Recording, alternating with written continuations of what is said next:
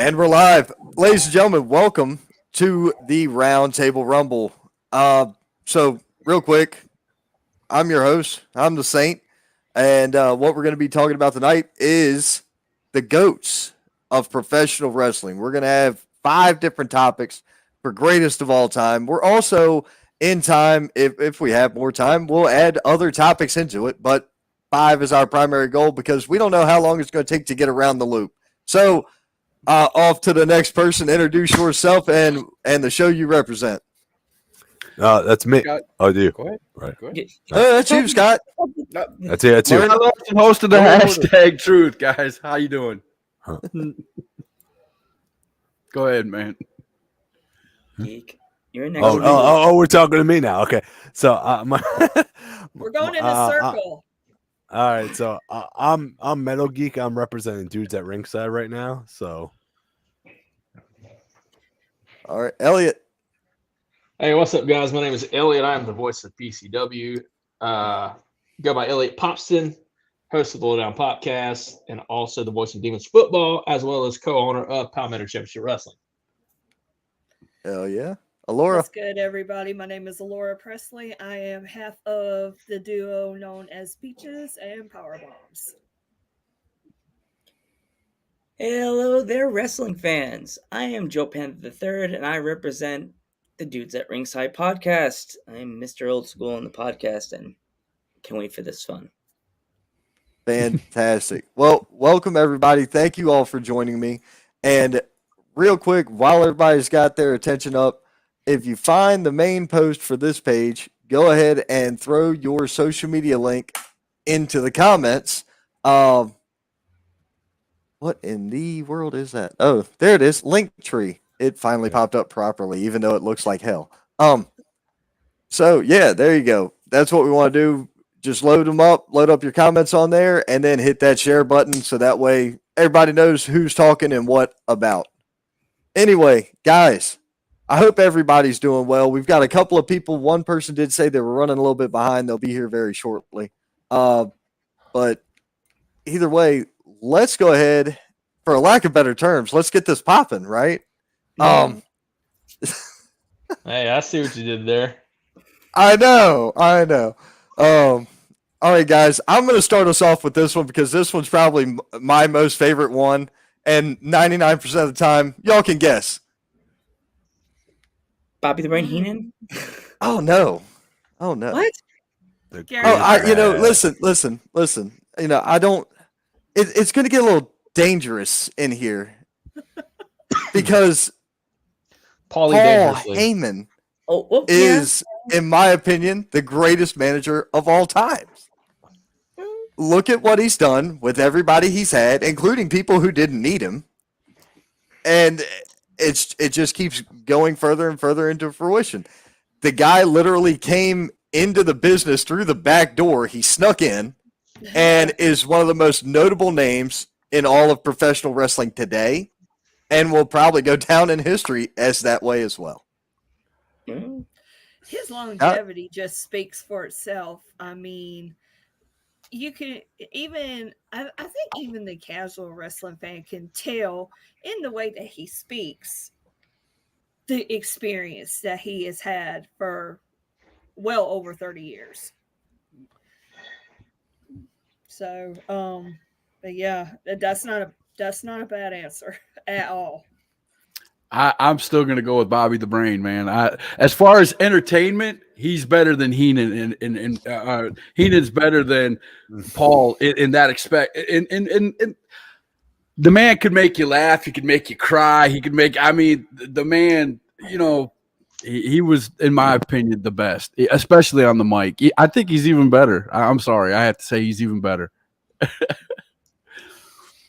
I got a chance to meet the man.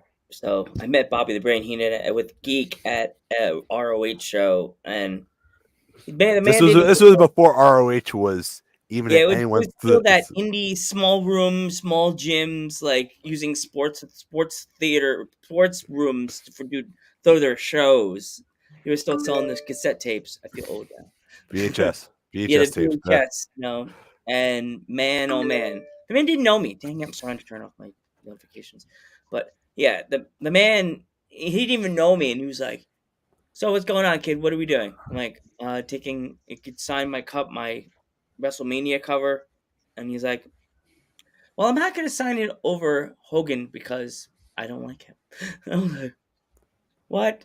Well, you can sign it by by Andre." He goes, "That's my boy. I'll sign it by him. I miss him." Yeah, yeah, but yeah, definitely, I like Bobby, but Jimmy Hart, he was a good manager too, but Bobby, it's Bobby. Everybody he touched, except for Andre won it, but it was kind of like split decision. But yeah, Bobby. Yeah, I haven't seen or watched enough Bobby. I remember him as a commentator. I've heard great things about how great he was. Probably the most influential manager of my time has definitely been Paul Heyman.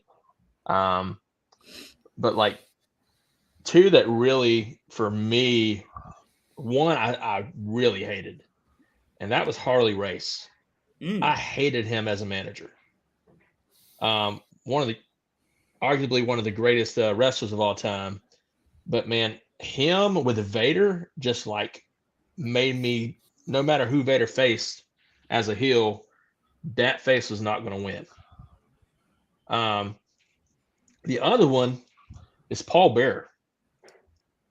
I was so, and a lot of this came back to me when I was watching the Kane documentary this past weekend, on A&E. Yep. And I was like, man, I forgot how good Paul Bearer actually was and how much of a snake he was whenever he went to red hair, no mustache. So I want to bring up one fact right quick. I don't mean to interject, but I was at the Hall of Fame ceremony where he was inducted, and oh God, I think Kane inducted him, and I think it was he was in, doing the introduction and everything, and he said something about going to an event. He was driving, and it was like right after he took his face mask off or something. It was something to that fact. Paul Bearer was still with them, and he was like, they were driving to the arena, went in the back, and there was some fans standing out there, and of course Paul Bearer rolls down the window and goes, "Kane can drive! Kane can drive!" Oh, so when you were talking about that, I had to mention that. I'd say Paul Heyman for sure, just because he created ECW, and nobody really gets that chant. They're still chanting that 20, 30 years later, ECW. And look at all the people he created: RVD, Sandman, Sabu. I mean, and he's even responsible for Brock Lesnar's rise. So I'm going to have to say Paul Heyman is probably one of the greatest managers of all time. And look at who he's helping backstage as well. So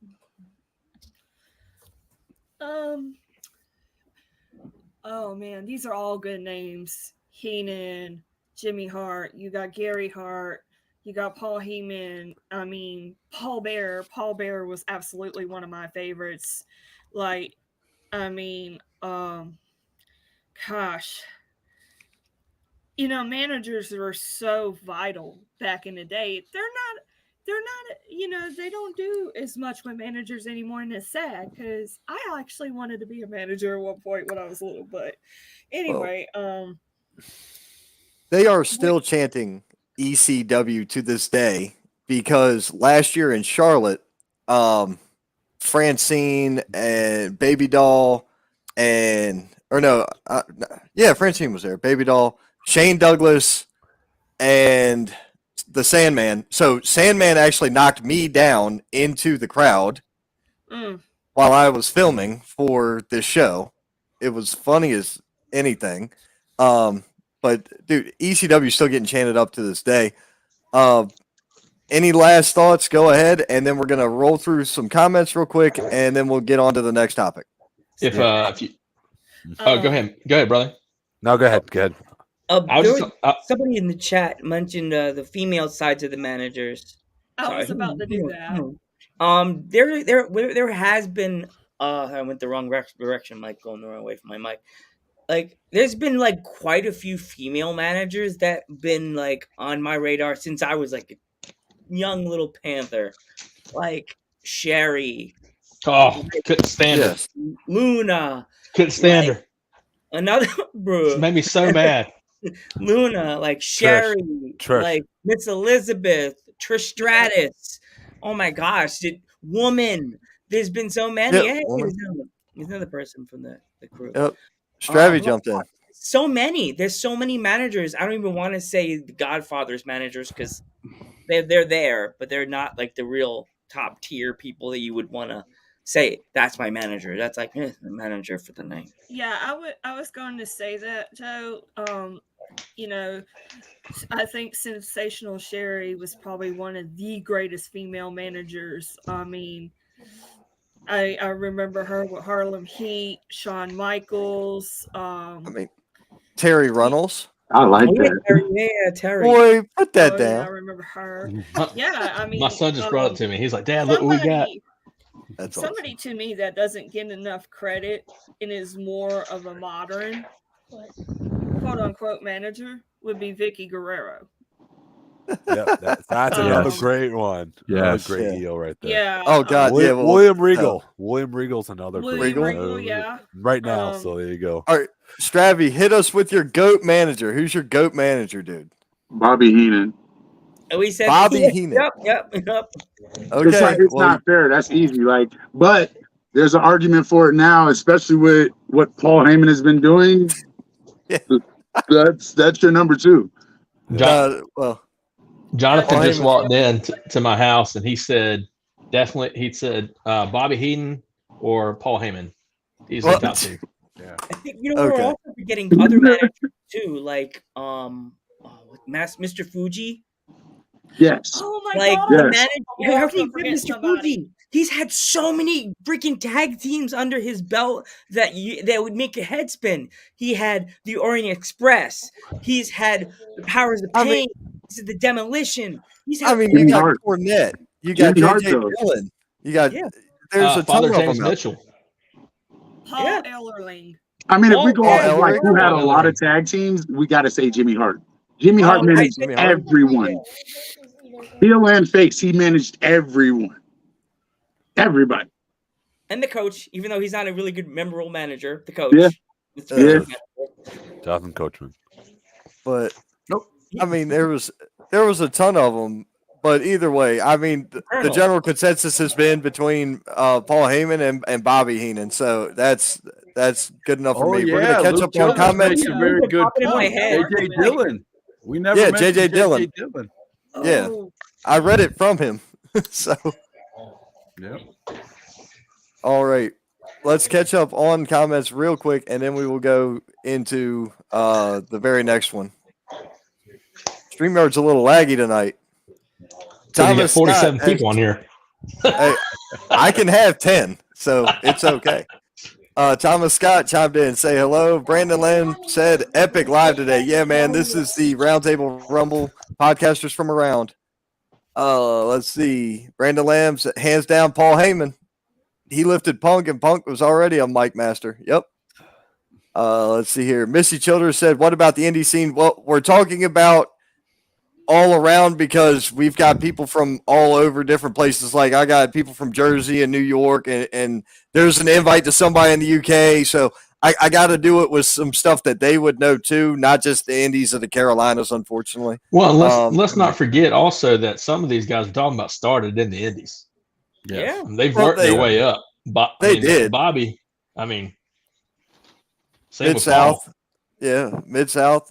Yep, Paul, AWA. Yep. Yeah. Let's see here. Dylan Childers. The Wizard. The Wizard. I'm not sure who that is. Another one. He wrestled around with my grandfather wrestled, so that's the name that's really. Gotcha. Luke Childers also said Shelton Benjamin's mama. That's why I chuckled before. That's hilarious. I saw that.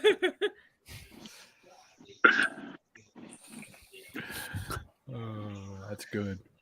She'll beat you with your purse. She'll win.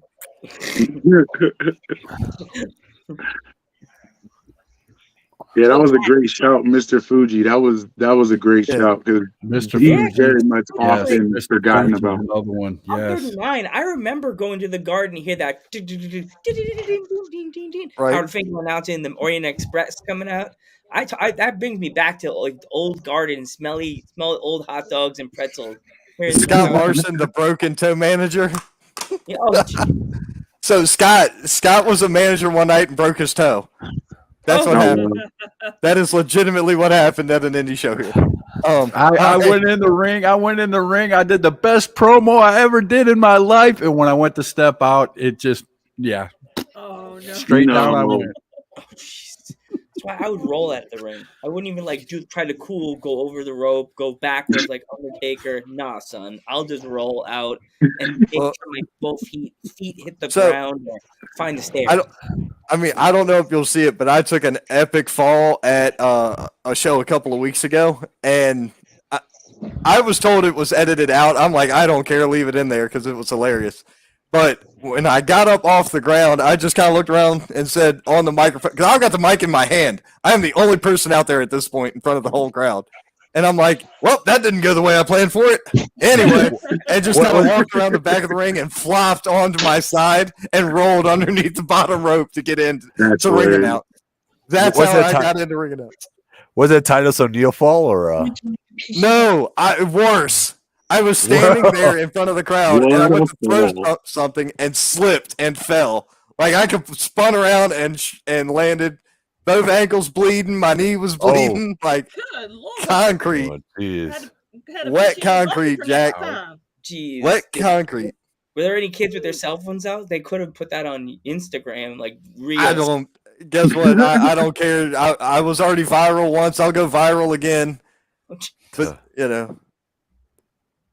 if people aren't careful, it'll just stay viral around here. I don't know. All right. Somebody else could start this one off. We'll go with Scott Larson. You start this one off. Greatest match of all time.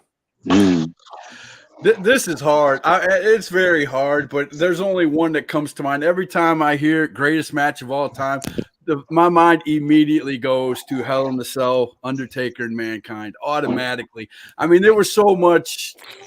Mankind took a beating, and that's being gentle in that match. And the Undertaker actually wrestled that whole match with a broken ankle, and to have that quality of a match, I mean, I'll never forget it. I mean, there's a ton of matches we could put in. I'm pretty sure everybody's got their own, but to me, I always go back to that one because I never thought 3-4 minutes into the match that Undertaker was going to sling Mankind off the top of the cage onto the floor, onto the desk down there below the tables down there, and then he gets choke slammed through the top of it.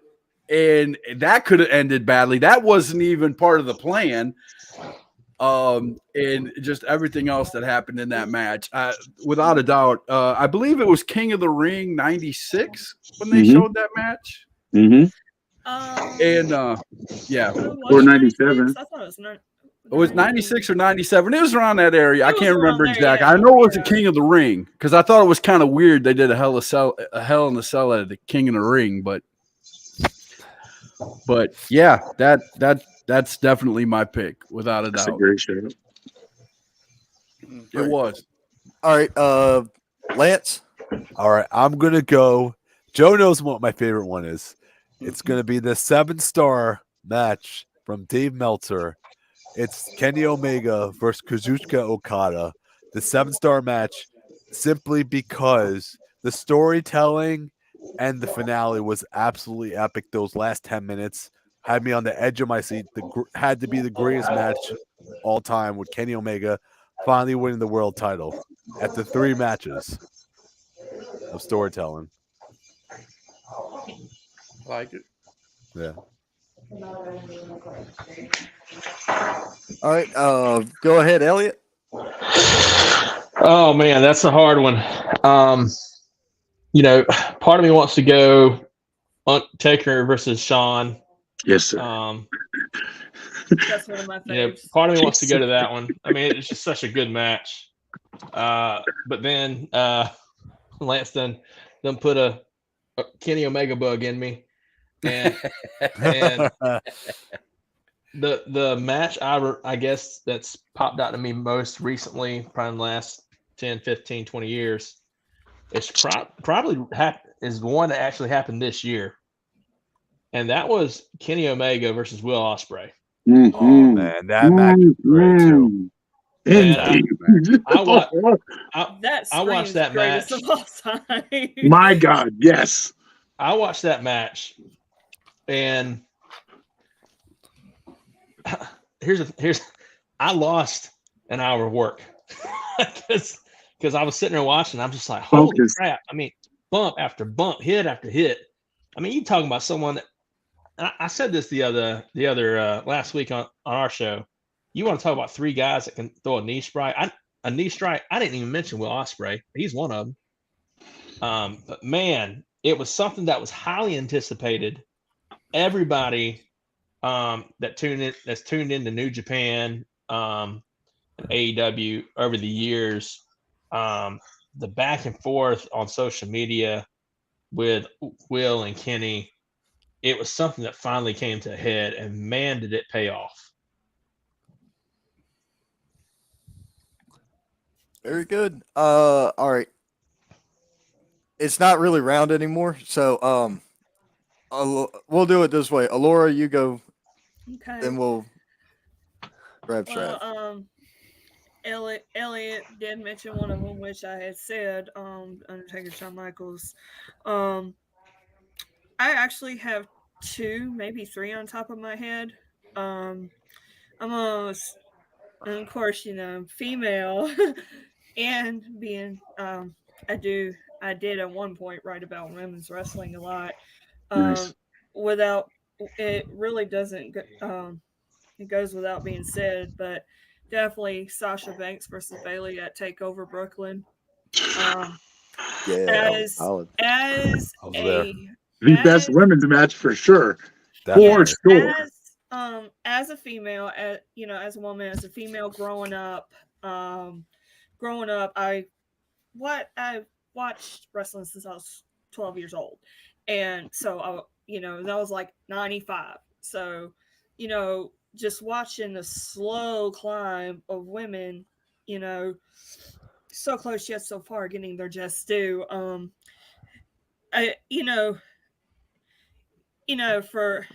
Everybody knew this was a special match, and I think as someone who looked up to a lot of these women growing up, and even now, it was on a more personal level for me. Like, I cannot watch that match without crying. And I'm not a That's crier. dope. That's dope. And I think that match just solidified so much. I mean, it was like, it not only was the storytelling great, the build was great. You could just feel it in your bones how special this match was. But yeah, as a female, it meant so much more to me. I can't applaud it enough. Another one I want to mention right quick too was the three-way between Authors of Pain, DIY, and the Revival / FTR. That was that TakeOver Orlando. Toronto, yes. Orlando. Jesus. I thought it was in Toronto because Johnny Gargano said something about that. I don't know, because I kind of remember being there. Really? Yeah, I remember it being in Orlando, so.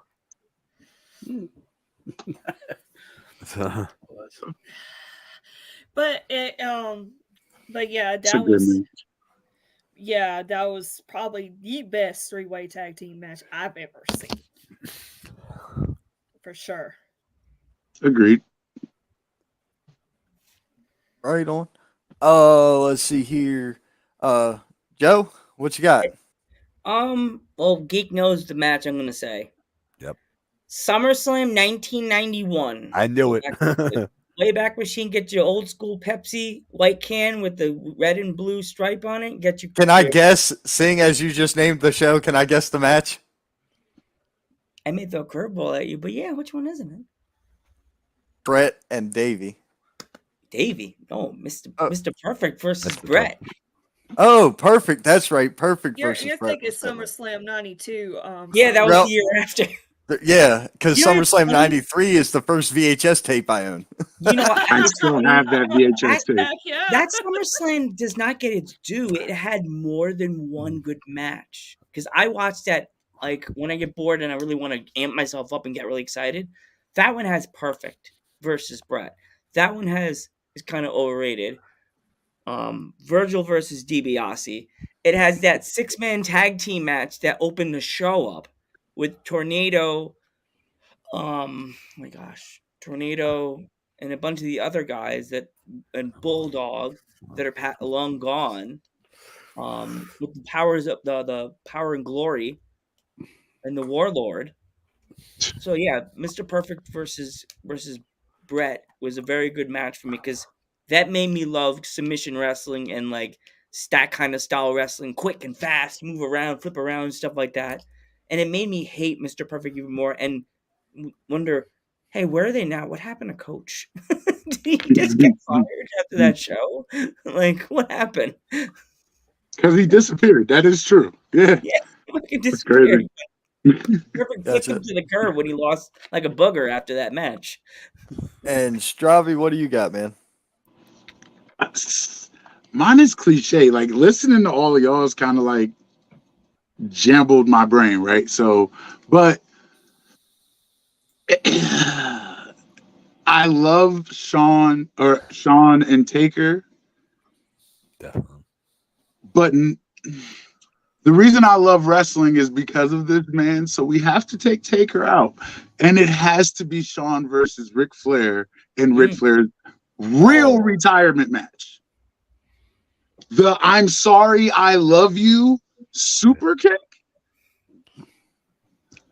Sorry, guys. I don't see anything like story-wise that I had to take Old Yeller out back.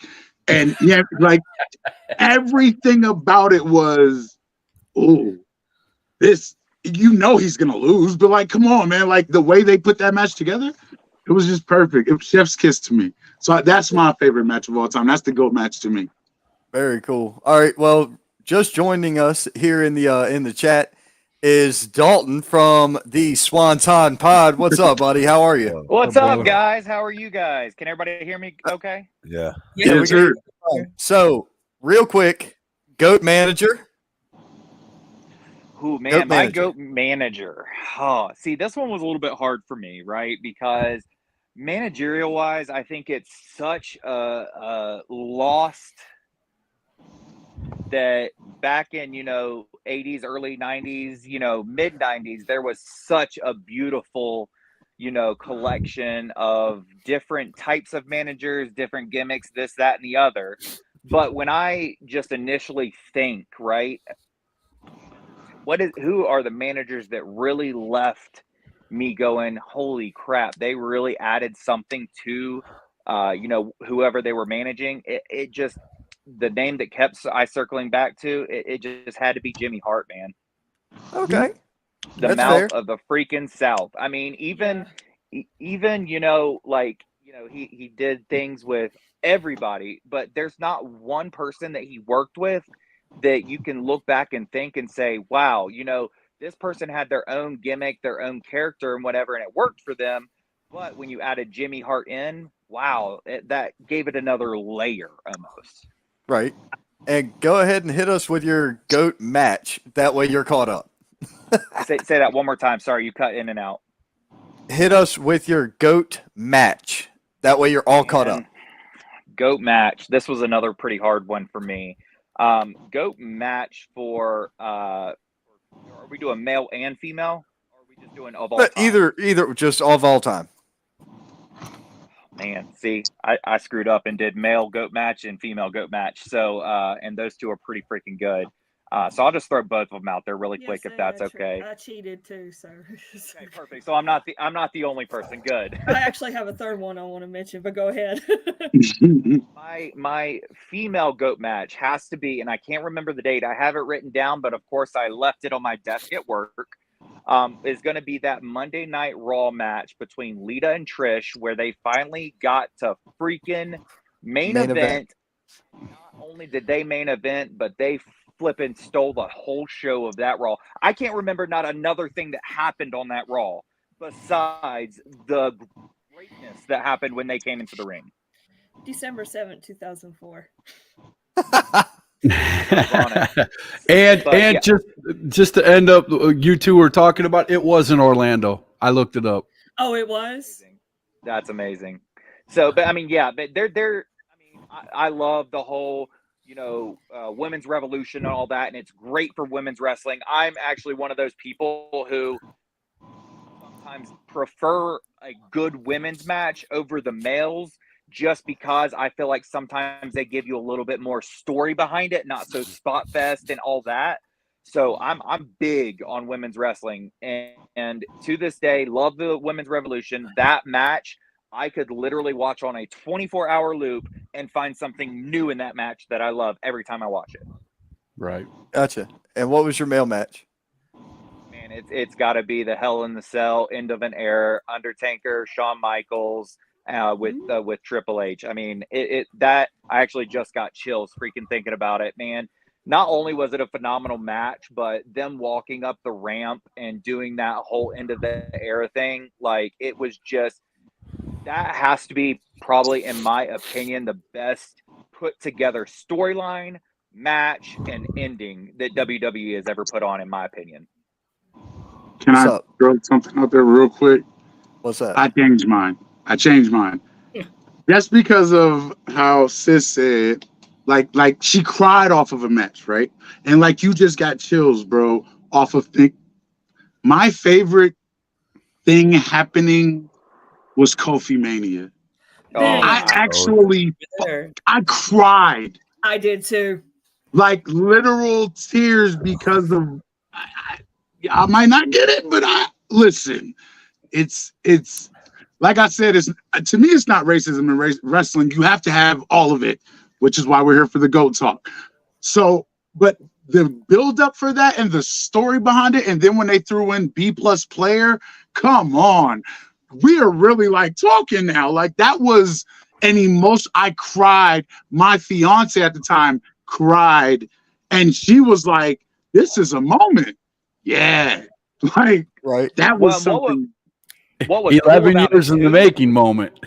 Hold on. What's cool about it too is that had nothing to do with WWE.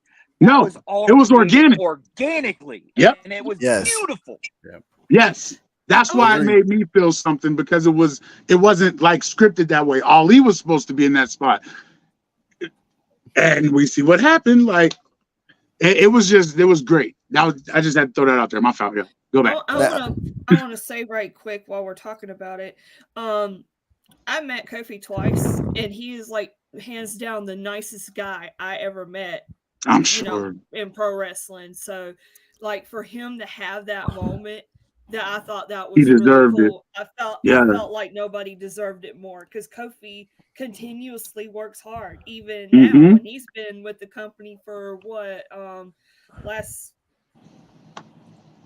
15 now, at least 15, 16 years. Yeah. Yep. So I'm going to go ahead and lay mine out there. The coolest thing about this is the fact that everybody's has been different all night. Nobody's had the same answer, so I find that really cool. WrestleMania 10. Ooh. Brett versus Shawn. Or Brett versus Owen. I'm sorry, Brett versus Owen. Yeah. Is my favorite match of all time because of the way it ended. The way you thought he was going for the victory roll, Owen snuffed it. 1, 2, 3, and wow. It was a shock. Everybody was shocked. It was fantastic. I think that, to me, that's the greatest wrestling match of all time. It had everything you could want. It had a little bit of dirty. It had emotion. It had family. It had blood ties. It had it all. That is my match. That's a great match. That is a great match. Yep. All right, what we're gonna do now, folks, is we're gonna catch up on comments again, then we're gonna go to round 3. So let's see here. Can I ask a quick question? Because I was late and I didn't learn all the rules and everything. Am I supposed to be seeing comments as well? Because I do not see that. Okay, you can't see the comments from where you are. They don't pop up on the screen unless I grab them. Cool. I'll just shut up and sit back then. You're good. Chiming in, Jason Mater Robinson said Walter versus Ilya Dragunov. That was a fantastic. Both of them were great. Yes. Both of them were great. Well, wait, which one? I don't know. If Jason's still around, he could probably tell us. One or two. When at one point in time, my wife and I were having a discussion, and I'm like, things are so different depending upon where you are. And she goes, what do you mean? I'm like, just here locally, North Carolina is the land of extreme. South Carolina is classic wrestling. Georgia bleeds buckets. This is our scene right here. And I'm not wrong. That's our scene right here. You go into different eras or different areas, and the rules change everywhere you go. Like Maryland's super strict. You can't do but so much. So I was like, then if you go overseas, it's even more different. And I was like, there's just matches I have to show you from around the world to make you understand the differences of where you are, who's in the ring, and what they do. Let's see here. Well, and here's my thing about the Ilya Dragunov and Walter. That has to be in my top 5. But if we're talking all time, though, how does that really rank all time? You know what I'm saying? If we're talking 10 years, that's top 3 for me. Right. It's gotta be. Correct. I mean, it happened in front of nobody. If you remember how great that match was, happened so no reaction, nothing, and it's still talked about that match. But see, I think part 2 was better. That's why I said which one, part 1 or part 2, because part 2 was in front of people. Even if it was a couple people, it was still in front of people, and that one was the flapper to me. Ilya really won, like. Yeah, in front of people. You know what's great about this? If we all sat down right now and did a top 10 all-time favorite matches, we'd all have. It might be a couple of the same matches, maybe, but they'll all be in different order. They'll all be different. Everybody, it's all opinion. It's all how you felt in the moment. It's like you said. I have to put in. You were talking about tear-jerking moments. The only tear-jerking moment I ever had for AEW was when Cody fought his brother. At the end, I was literally, I had a tear in my eye. That was good. Two fought each other, man. I thought that was a good match. Double or Nothing 2019. Yeah. Match. Not only was it a good match, though, like everything behind it, not like just the story of the match, but we were all so invested in it being Dusty Sun versus Dusty Sun, and then Cody Rhodes versus Dustin Rhodes. Like there were so many other storylines that weren't storylines, but we were all invested because we knew the story that it made it almost even better. So I'm going to finish up with these comments. The next topic is tag teams. So have your tag team ready to rock. Let's see here. Thomas Scott said that Ric Flair versus Ricky the Dragon Steamboat was the greatest match in history. Luke Childers chimed in with a fantastic one, Ray and Eddie, and that's the Halloween Havoc. The mask. Ray versus Eddie, Halloween Havoc. That's the purple jumpsuit match, correct? Yes. Ray? Yes. Yep. Probably if we were doing a GOAT for ring attire, that's probably number 1 GOAT ring attire. This one? Yeah, that one. This one? Yeah. Yes, with the question. Oh my goodness. My GOAT ring attire. That would be it. That is great. And Gary Bader has chimed in to say, great show. Thank you, Gary. Appreciate that. Thank you. Thank you. That's cool. Thank you, Papa Geek. Papa Geek. Papa Geek. Yeah, oh, right on, man. That's cool. Joe should get stars for having that figure, like on right on cue, man. I was kind of freaked out because the guy gave this to me at work. Got extra credit all day. I'm scared what this was. I was like, that's dope. Some guy gave it to me at work, and I was like, "Hey, I need to have this thing like put in like cleaner, like No. Never knowing that there would be a day when you could actually pull it out When and you meet needed someone, it. right? Right. Yeah. I So- stare at it with awkward face every time I look at it in my room. I'm like, oh, there Now- it is. You have a better appreciation for it now. Yeah. Our next one, and starting us off this time, is going to be Geek himself. Oh, Goat gee. Tag Team. Where do I start, man? There's Oh, just God. so many good damn tag teams, and I don't think there's one wrong answer, to be honest with you. Yeah, there's so many good ones. Oh, God. There's a lot of good ones, but I'm gonna have to go the Hardys. Have to be up there. Okay. The Hardys got to be up there and one of the greatest of all time.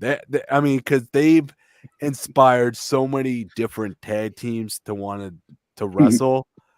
That we've had so many people on the podcast say, "Oh, who's your favorite wrestler?"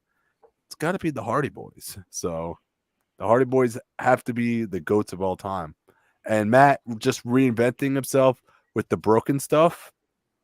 I mean, and the brother Nero in Impact. I mean, And come version on. 1, don't forget version 1. version 1, yeah. And now Big Money Matt, right? So We got some good ones it's in got to the be chat. the Hardys. So All right. Alora, what you got? The Legion of Doom. Wow.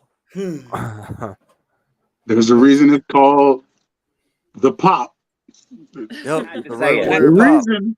There's a reason. You know, that song comes on, and even if you're not a wrestling fan, you start going, Wire Rush. Every time they step in the ring, they did not come to play. Like they went in there, destroyed whoever they needed to destroy, and then they were done. Yeah, I mean that's the one team hands down that if somebody asks me who's my favorite all time, they're number one. They're Road Warriors are number one, and plus that was my dad's favorite tag team. He's now passed away, so yeah, it definitely holds a special place in my heart for sure. That's awesome. Very cool. Very cool. Mhm. All right, Panther, what you got?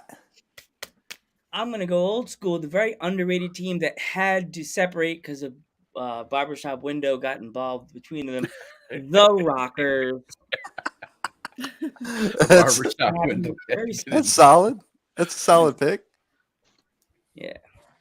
Dra- They won those Dra- titles. We got cheated out because the freaking turnbuckle got in the way, but okay. Facts. Yes, he's preaching right now. I don't want to stop him. Go ahead, keep going. yeah, that was underrated. They should have won those tag team titles. Fink should have looked the other way. The referee should have not said anything. Fink always got Right. involved. Stuff. Yeah. Okay, Love you. Liv. But dude, no. I watched that match now, like, shut up, Fink. No, you didn't see anything. Damn it. Dang, Mike Tunney. Hashtag Jack jam- Tunney. Jack Tunney. Jack Tunney. Jackson, yeah. Jack Tunney sounds the same to me. Damn Tunney. All right, next. What you got, Strav? Okay. I have a favorite tag team, but we're talking goats here. Greatest of all time.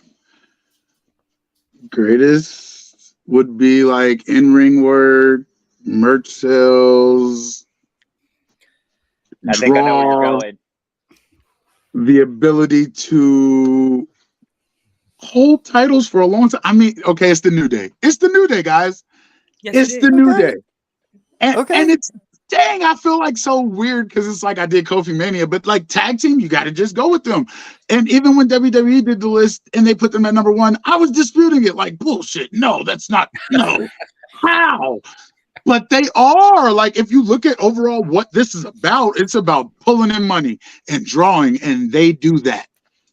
Okay. Can I ask a Definitely question in this on that? modern era, yeah. Go ahead. Okay, no go ahead. question. I do have a question about that. Do you think you would have the same answer, right? If there never was a New Day Uso back and forth feud as many times as we've had it? No, because that's where their best agree matches with come you. from. That's where their best I agree with matches you come from. Yeah. 100%. Because the Usos might be number 2, bro. Like they really might be neck and neck. Oh, yeah, they're right up there on my list. Especially with what they're doing now. Like, and I'm sorry, respect to all the OG tag teams, but come on, man. Like, it's that false finish. Oh. New Day and the Usos they've played 2K together too many times because they've mastered that art. They've mastered it, y'all. Like the false finish. Oh. To tag team wrestling, though, if I was trying to teach someone tag team wrestling just through video, it would be a loop of that feud every time. Over and over again. I agree. Who did you say I need? You cut out. Oh, who's your? Go ahead. My turn. Yeah, come closer to the microphone. That's what's happening. You're too far from the mic. I have AirPods in. Can y'all not hear me? I'm sorry. Oh, you kept cutting out. I don't know why. Yeah, well, it's probably because I live in a town called Poftown, which is bum F in Egypt. Anyways, so going off of the last GOAT, my GOAT modern era is the Usos. Now, my GOAT of all time tag team, I was a WCW guy. Yeah. GOAT of all time has to be from technical wrestling. It's the Steiner brothers for me. Okay, that's a good pick. Okay, come on, Joe. Joe, you should know that the Steiner brothers, Joe. Those are my boys. All right, so Majestic Maria has just popped in, so we're gonna give you rapid fire. You got to answer 3 real quick. Oh my gosh, I don't even know what we're talking about. Okay, all right. Greatest manager of all time. Bobby Heenan. Oh, fair. That was a good discussion earlier. And greatest match of all time. Oh gosh, that's like too much, right?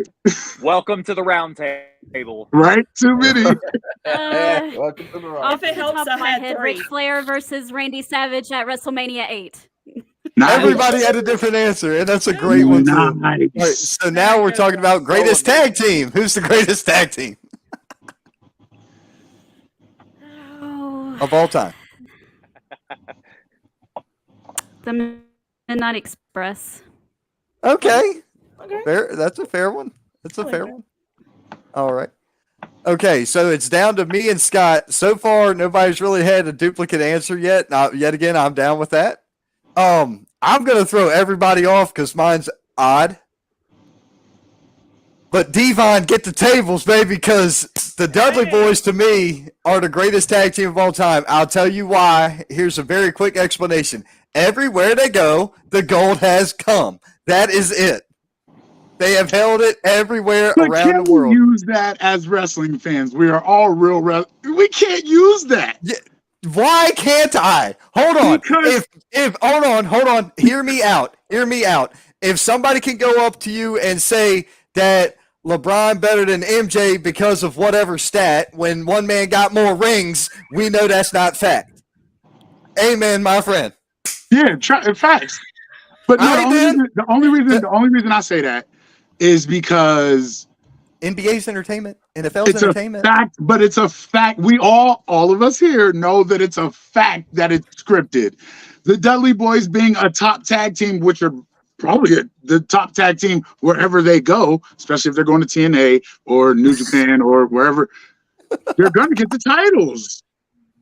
They're going to give them to them.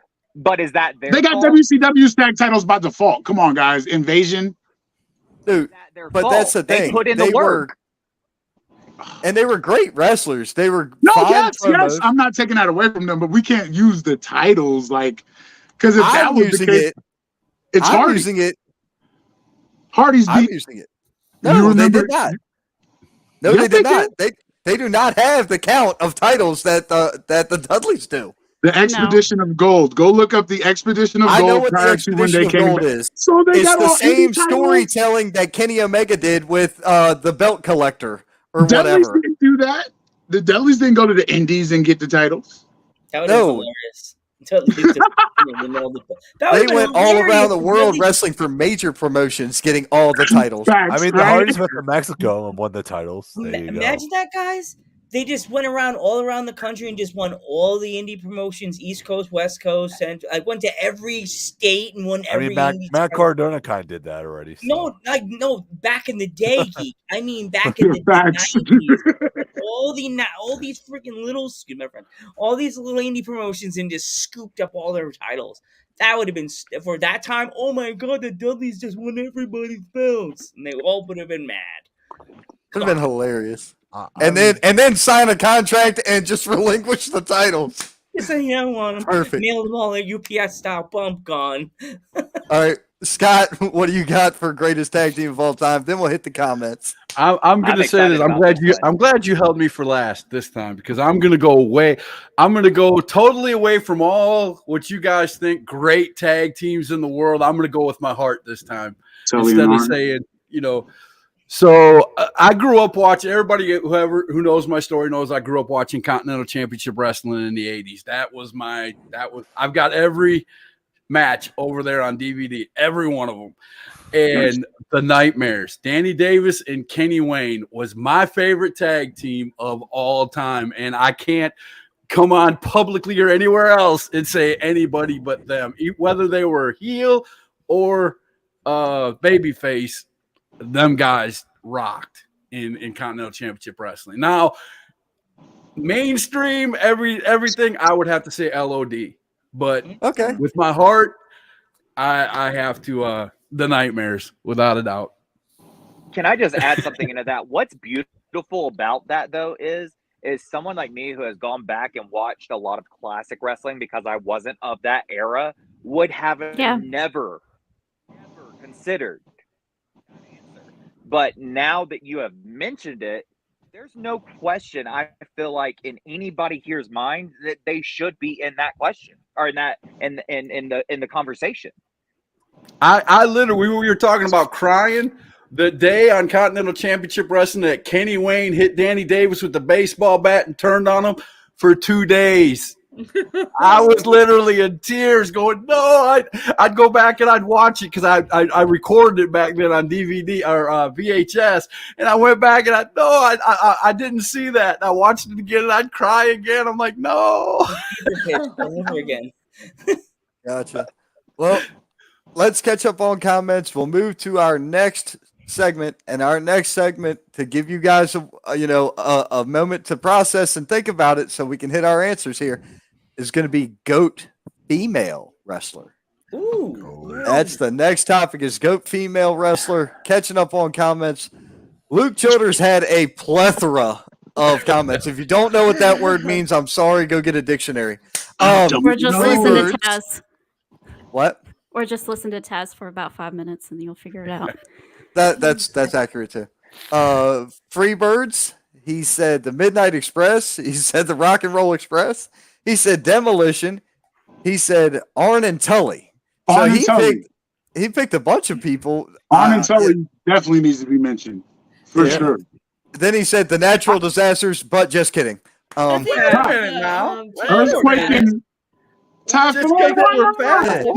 can't they be part of the discussion? What you got against fat guys? Wait a minute here.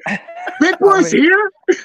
Natural Disasters were a great. I mean, they weren't mega champions, but come on, man. Nobody wanted to face them. Typhoon, hilarious. Right? I mean, if we're throwing them in there, the mega power, the mega powers have to be thrown in there as well.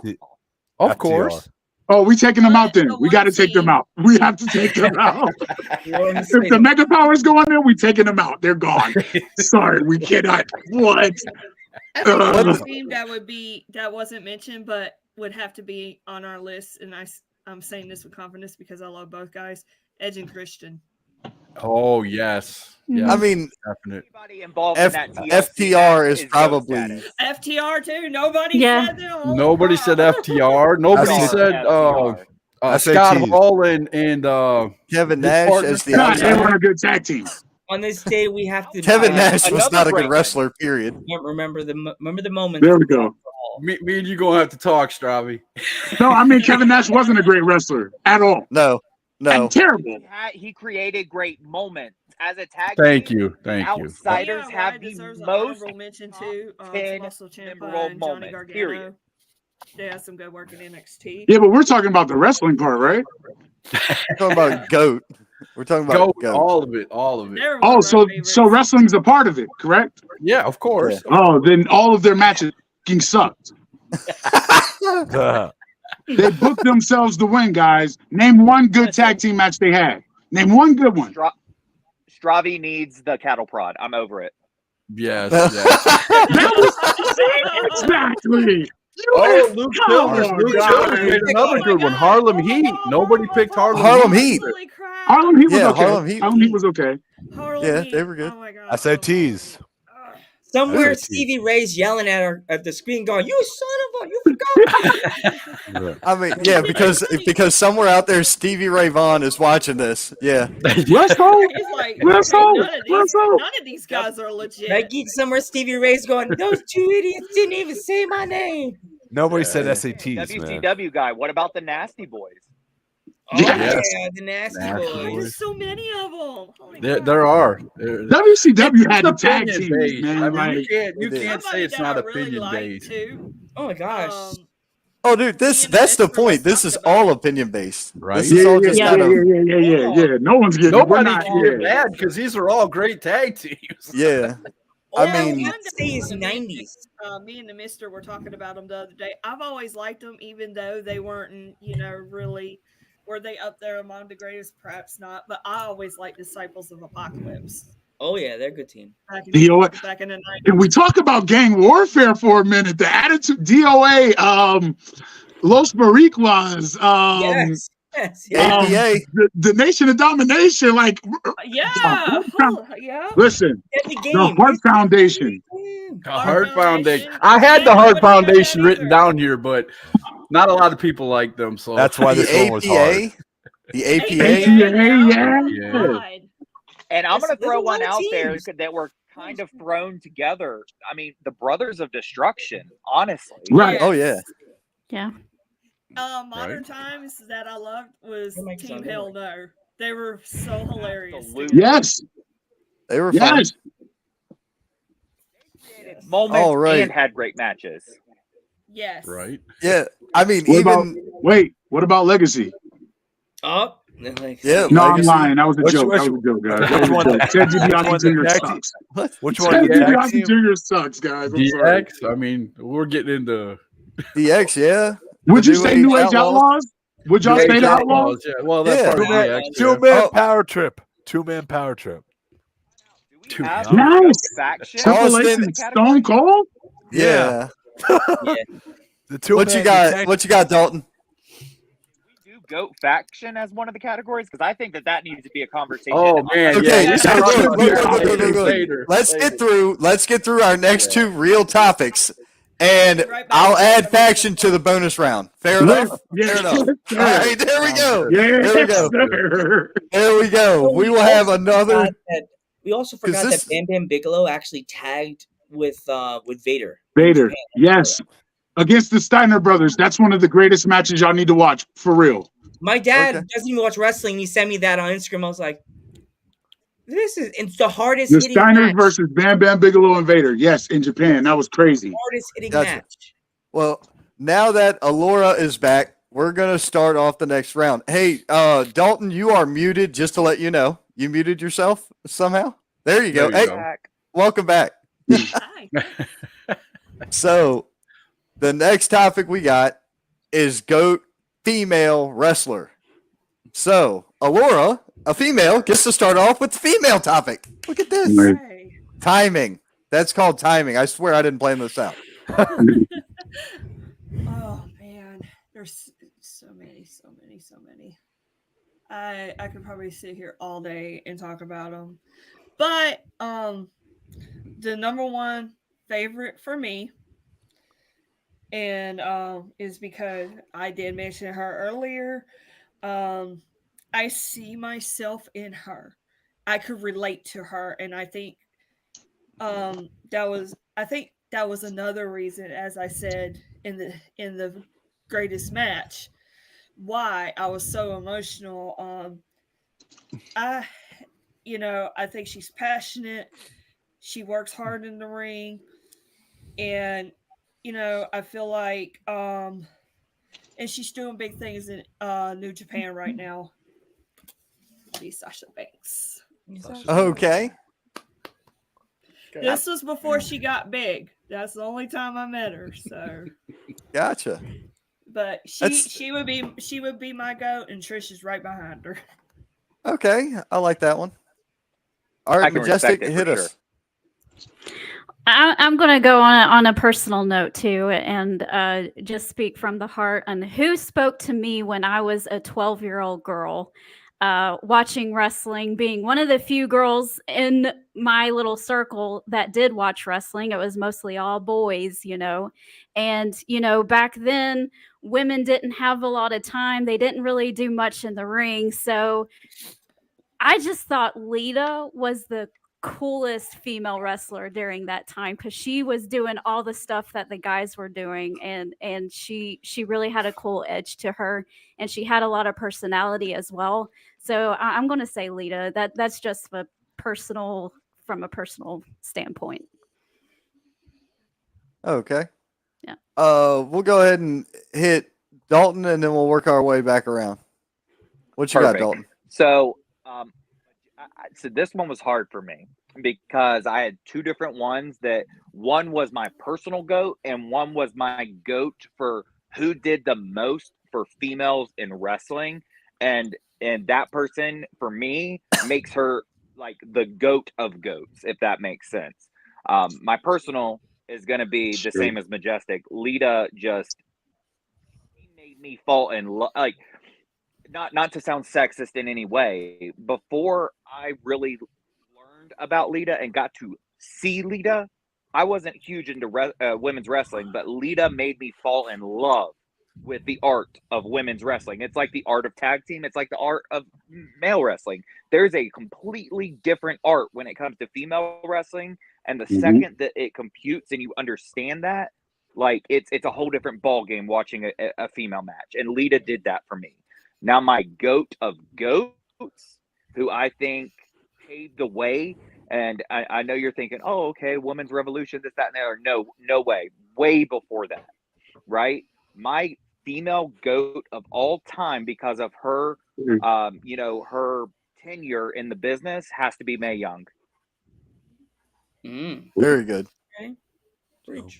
Very good. All right, Stravy, what you got? Honorable mention, because like when that's why we talk, like when we talk GOAT talk, like especially with wrestling, is different. You got to be able to shoot a promo. You got to be able to draw. You got to be able to go in the ring, and it's certain things that a lot of these girls couldn't do, but we love them in the ring. Now, honorable mention, the GOAT to me right now is Bianca Belair. She can do everything. Everything. We could put her on a talk show and she could draw people in that don't even watch wrestling. Everybody can't do that. That's an art. But overall, my GOAT, because like I hear you with the Mae Young, but like Sensational Sherry. Yeah. Sherry was she was number 2 for me. I watched old matches of Sherry, y'all, and it was just like, oh, this is before all she was doing was valet, and she really went. Like, she did this. Sherry was a GOAT to me. Like, she's the GOAT female wrestler, in my opinion. That's just my opinion. Good choice. All right, hit me, Panther. I see you lining up for it. Man, I got my girl Lita, and I got Alundra Blaze. Okay. Someone had to say her. Someone had to. Even though she threw the title in the dumpster, it's Alundra Blaze and Lita. Because Lita, I just said that main event she did for Monday Night Raw with Trish, but Alundra Blaze, they had her fighting everybody under the sun for the women's title back in the day. They had to dig for people in Japan to have her face. Bull Nakata. Yes. They're gonna have like the names just kept coming out of the like. No, you're good. No, you're a champion in Japan. You may be able to accept Alundra. We'll have you maybe almost beat Alundra, but you'll get close. But then she finally got beaten at like Survivor Series or whatever it was. But it was just like, I'm like, I was as a kid. I'm like, who's gonna beat? Who? Nobody's gonna beat Alundra Blaze. She's gonna retire. It's gonna be the 2000s. She's still gonna have the title. She didn't, but I thought that. I was like, no one's gonna beat Alundra Blaze. That's his girl. That's Vince's girl, but she got beat. But yeah, gotcha. All right, Geek, who do you got? I'm gonna get a lot of hate for this one, but my GOAT of all time, female wrestler of all time, is the SmackDown Women's Champion right now, Charlotte Flair. No, you won't. You won't get hit for that. You ain't wrong. You're not wrong. To be honest, how many times have Charlotte Flair wrestled and put on a bad match? How many times? Not many, you know? Well, and her bad matches aren't from her either. No, right, exactly. That's the yeah. But I'm just saying, like, and not only that, she's there to put people over and work with others. So I feel, and she's also the almost 16-time women's champion. So she's got to be the GOAT right now. Now there was a time. Come on, her and Sasha Banks were just kind of flopping it back and forth. I hated WWE. That's why we can't bring titles. That's why titles can't be a part of the combo. Those instances where titles can't be put into it because well deserved. She's a great champion. Nobody will ever argue that. But there was a point where it got monotonous, where it was just going back and forth between her and Sasha. And it was like, oh, my gosh, okay, next week it's going to change again. You know it is. Literally. And it did.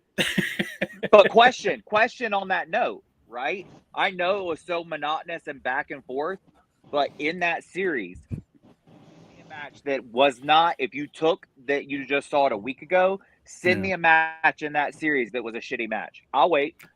Oh no! I won't. No, I won't. Won't touch it. Won't touch it. Right. But I'm just saying. It was getting kind of, the number of titles now.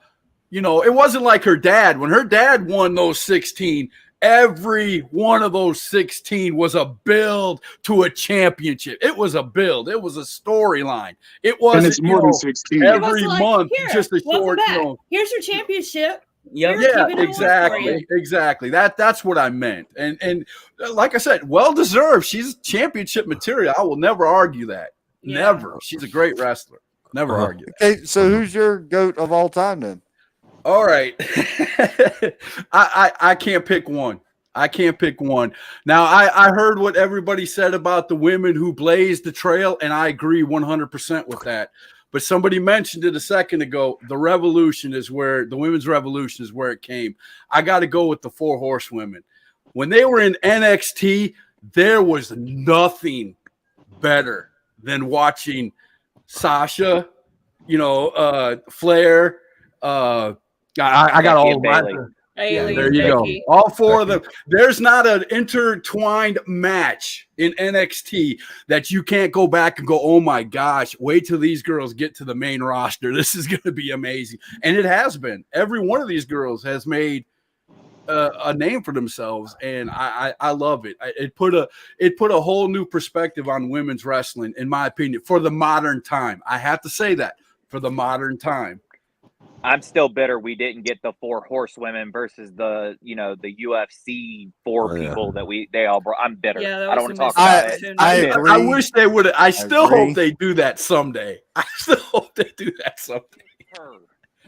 Right. Hey, wait. On that though, the promo battles would have been terrible.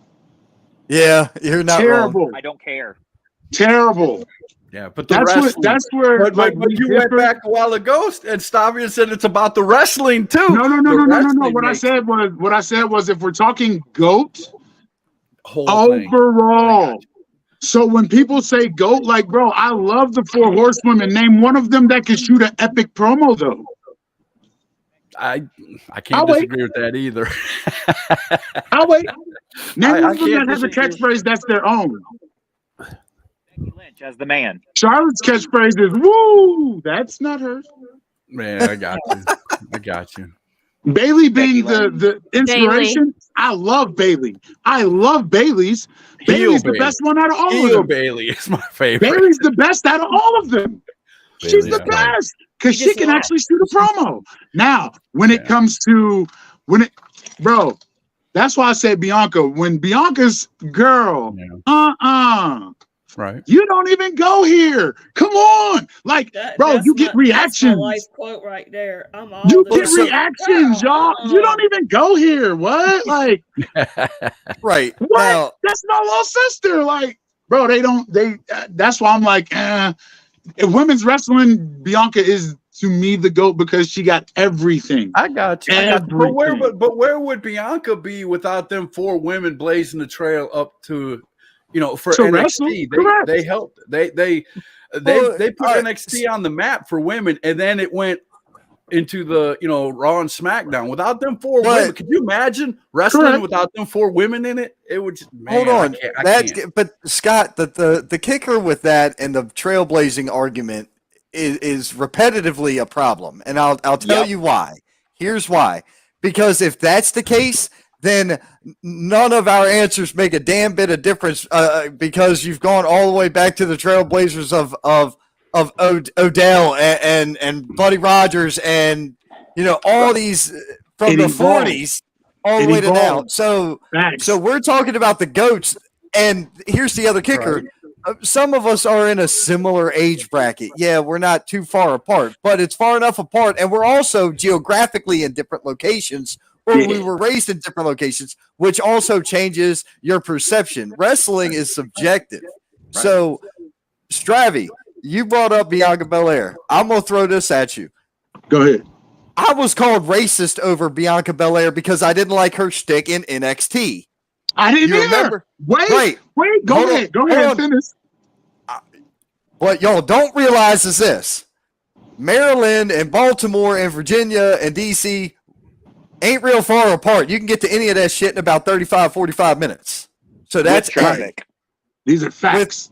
Not with traffic, though. Not with traffic. Sorry. I disagree on the traffic part. But I've seen Baltimore. I've seen real ghetto. So when she was trying to act ghetto, I hated it because I was like, dude, this is not it. This is not cool. It didn't make sense. Right.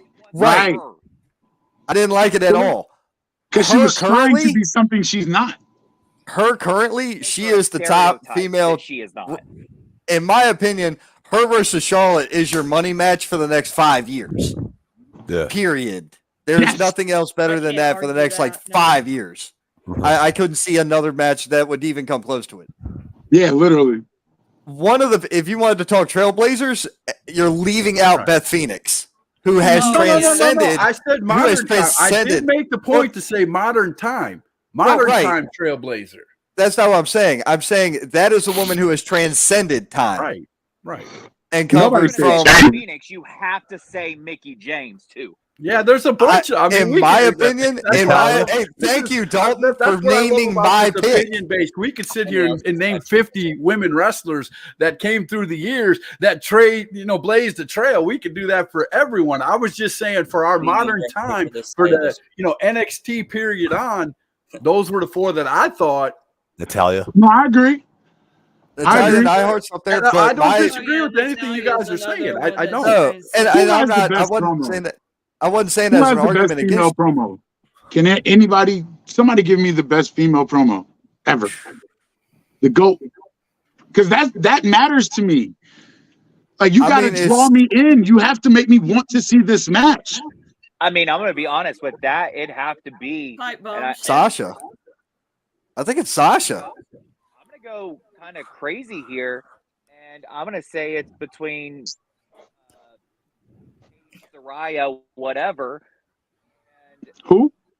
Baker, when she was doing building up to the Thunder Rosa Extreme match. Britt Baker was that shit building up to that match.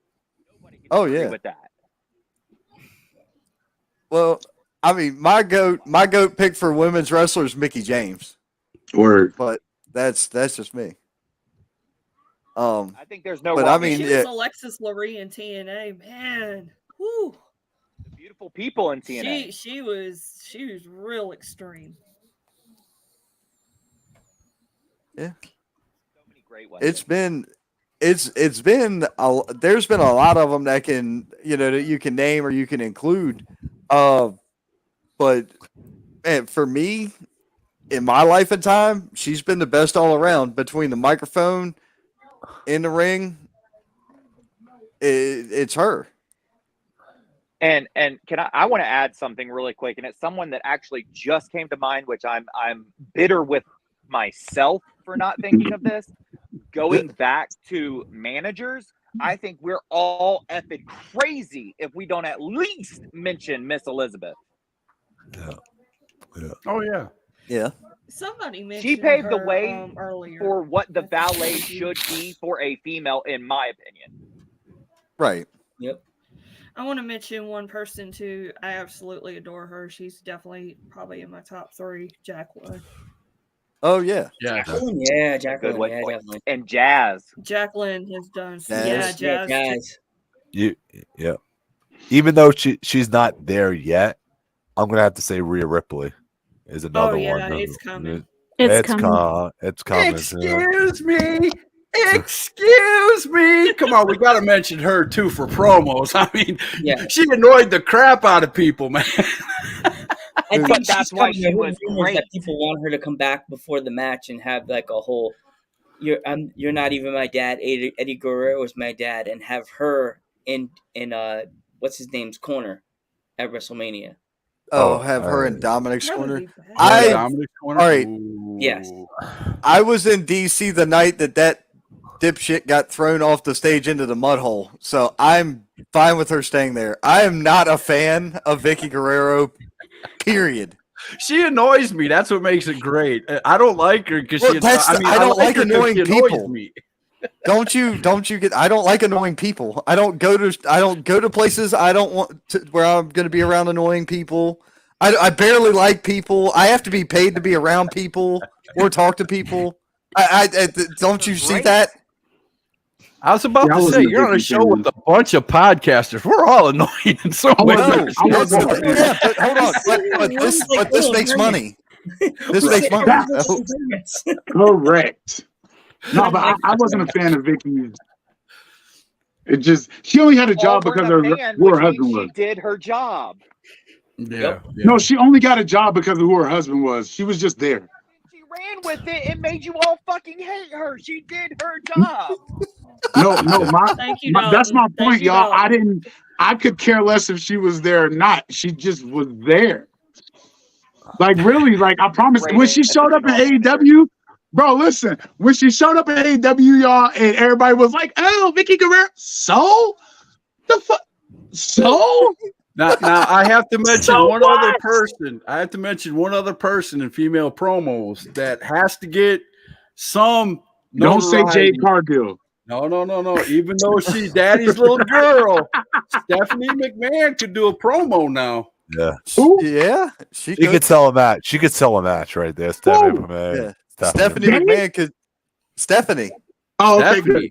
Stephanie McMahon could do a promo. Who did you think? I thought he was saying Jade could sell a match. I was wait. Daddy's little girl. What? I Stephanie.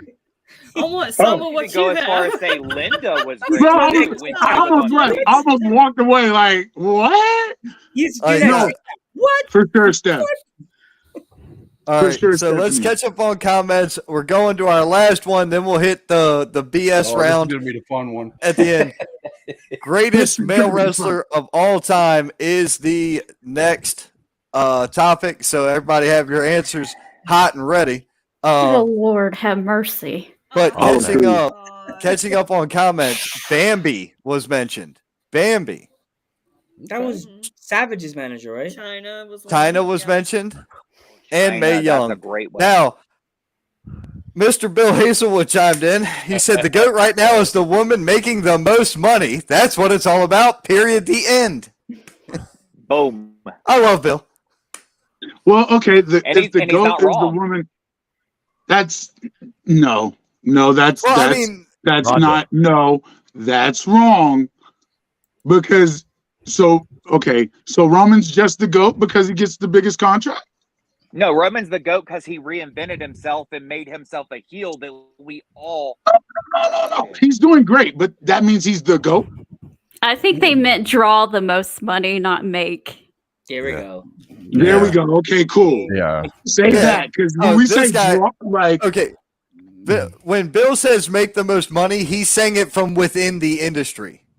because Bill Hazelwood, Bill Hazelwood has been in professional wrestling for the last 21 years or better. Bill Hazelwood is an announcer who coached me when I first got started. Bill Hazelwood's been a ring announcer forever. Okay. And I have to mention one other female wrestler that nobody mentioned that walked to the beat of her own drum that I loved watching growing up because she was different than ODB. I gotta throw her name out there, man. Shout her out. ODB. Yeah. She can do it all, even promos. He said Roman is not the GOAT. Brock is making the most money. Tell me what else matters.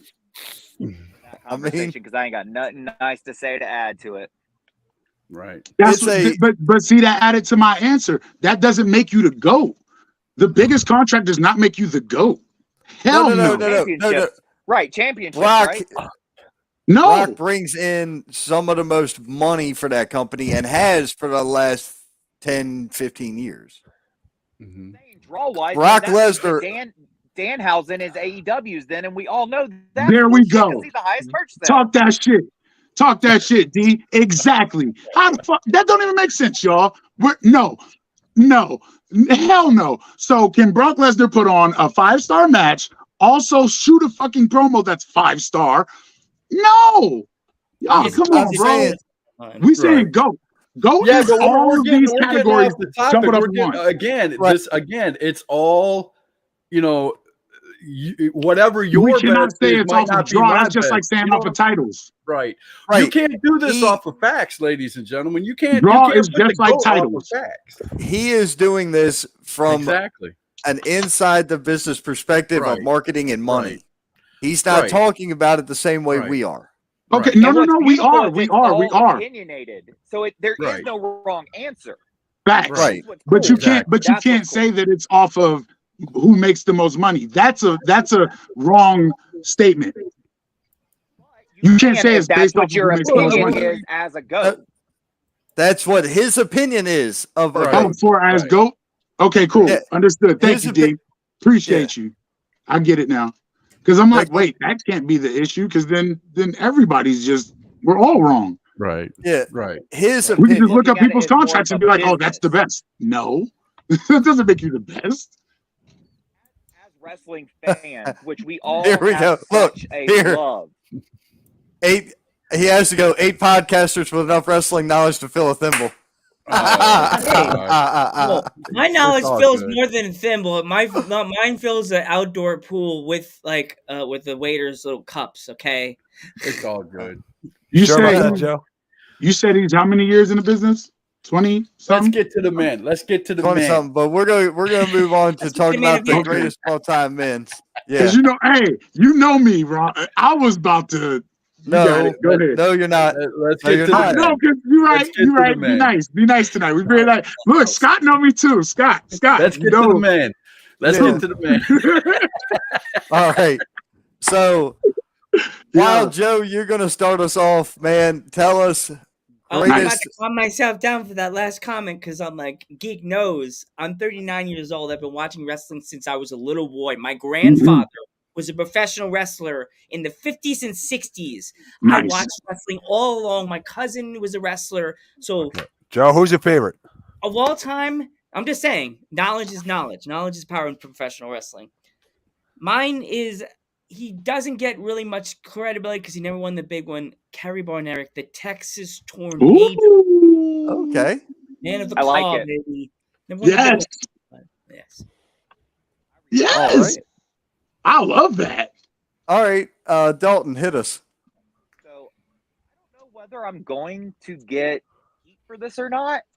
And it's a very off-the-wall answer. Because, he's very prominent in the region that I am, and he's not necessarily a mainstream guy, but he has given blood, sweat, and tears to this effing business for 40 years.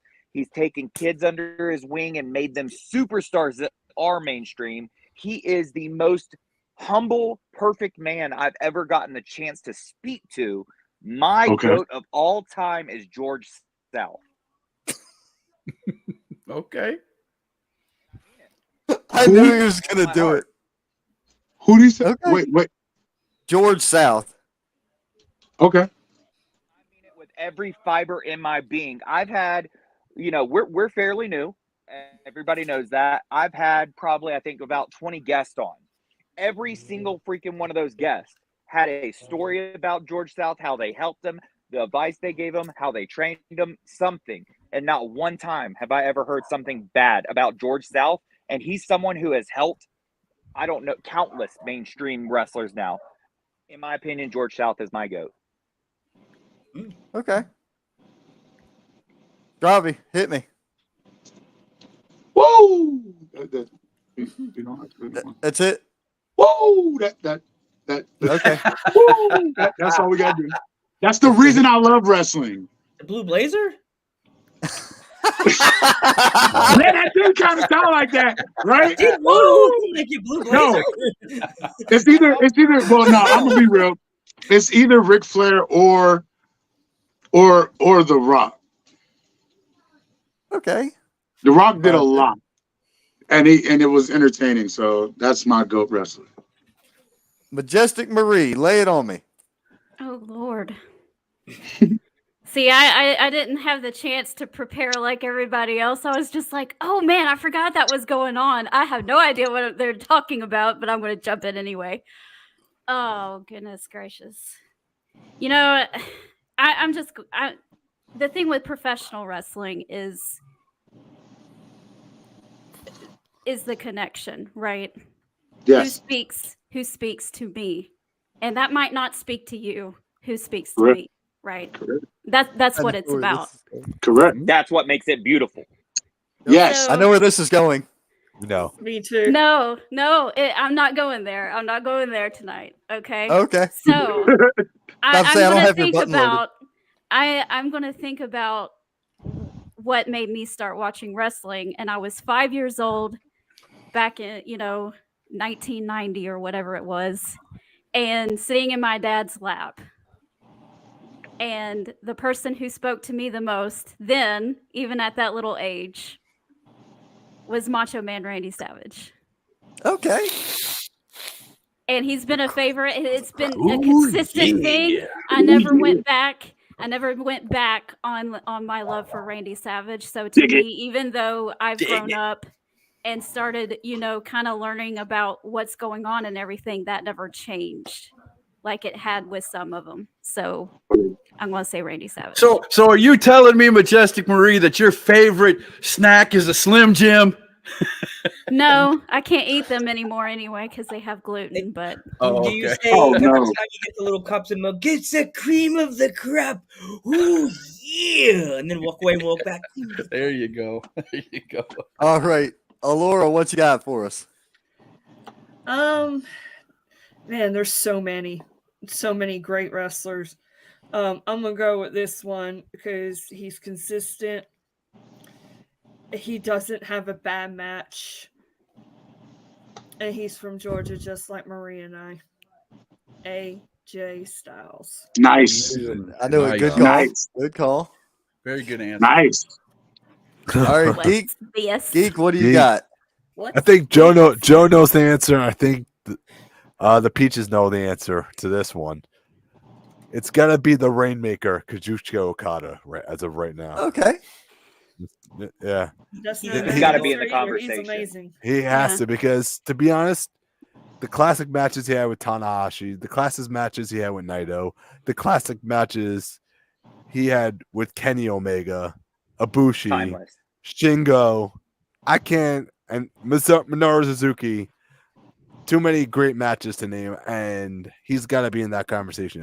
He's got to be one of the greatest of all time, and go down as one of the greatest of all time. When said and done. Gotcha. Mr. Larson. Mine went between two. It's a struggle between two, but I'm going to pick one. Wu is very good. Everybody says he's the GOAT, without a doubt. But me, anytime you hear that bong go off for 30 years, when that bong went off, you paid attention to the whole match, his entrance, the whole thing, the lights coming up. The Undertaker. 30 years of kayfabe. Nobody in this business has done what The Undertaker did. Just now starting to talk about his, being The Undertaker, doing podcasts and things like that. But for 30 years, you couldn't break him out of character. Couldn't do it.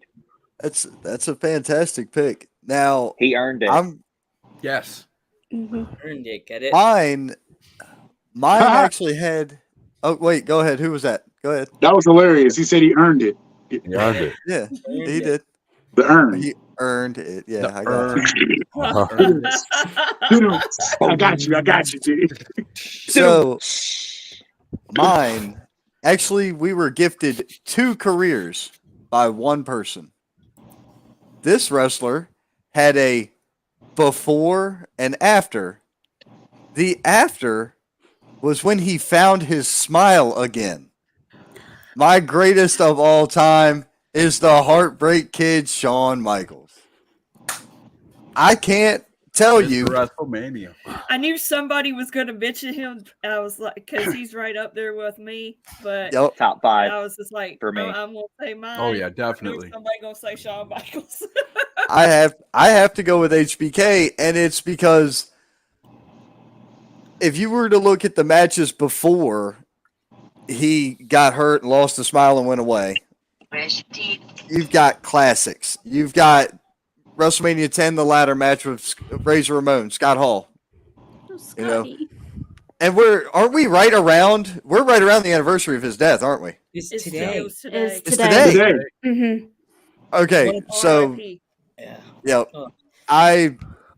the next time I go to Maryland, I'm actually going to visit his gravesite. So I've made that decision that the next time I go home, I got to go up there because it's like it ain't but like 20 minutes from any of the houses I stay at, so I may as well just do that. But yeah, Scott Hall, that match with Shawn. Look at the matches that he had with Austin before he got hurt. Him and Taker before he got hurt. When he come back, you had him and Taker go at it. You had him and Hunter. You had him and Cena was a phenomenal matchup. And if you were to just say one dude that if you were to base a company off of, it's John Cena because the dude has been squeaky clean. There's no crosswords, no bad words about him. That's the main reason if I was the WWE, I would want him breaking Flair's record. So that way you put the guy on a pedestal who wasn't all about the booze and the drugs and the women and the this and the this and the this like he was. Not that that's a bad thing, but that was his thing. And in that era, that was fine. In this era, that's not as fine. So that's why I'm saying, like, if you were to say today's, I have to go, you got to talk about Cena as being the most recent one. But overall, for my life and time, it's Shawn Michaels. So I know we're about to head into the bonus round. And I'm pretty sure we're probably going to shoot for that with timing wise, more rapid fire. But and this one, I don't really want any, discussion behind, but I would love to, once we make it there, who everybody's male or female greatest promo / talker of all time. I'm just interested in. Promo is actually part of the bonus round. Okay. Perfect. All right. So I didn't even write a ticker for the bonus round. I really didn't. Because are we rapid firing these? What I'll do is I will write them all out because I wrote some of them in there, but it was. Let me type this out. You guys talk about something. Pick something. Yeah, all right. By the way, I knew Scott, so today's been pretty rough for me. I'm going to tell a quick little story. When I first met him, he called me short stack because I'm 5 foot even. And he signed a Razor Ramon pop for me and left it at the front desk of the DDP Yoga Performance Center and said, "This is for short stack." And it took them 2 weeks to figure out who they were talking about, who he was talking about. That's dope. Yeah. It's, that's cool that you'll have that story to be able to tell. Forever. Forever. That's really cool. Here, I'll grab it real fast. Well, Gotcha. last year today we had a guest on the podcast, and we did not know. There it is. That is so cool. That's so dope. cool, Marie. Wow, that's hey, Kitty. Kitty there. Kitty's there. That's old Nutella. Follow us everywhere. We might have to write on the calendar. This is probably the first time in forever Mina has not shown up for the podcast. Yeah. She was in normally here earlier, her cat but- makes a guest appearance on every one of their podcasts. Yeah, Mina's like moving. Tom Clark's our third peach, but Mina's our mascot. And I'm the rotten peach.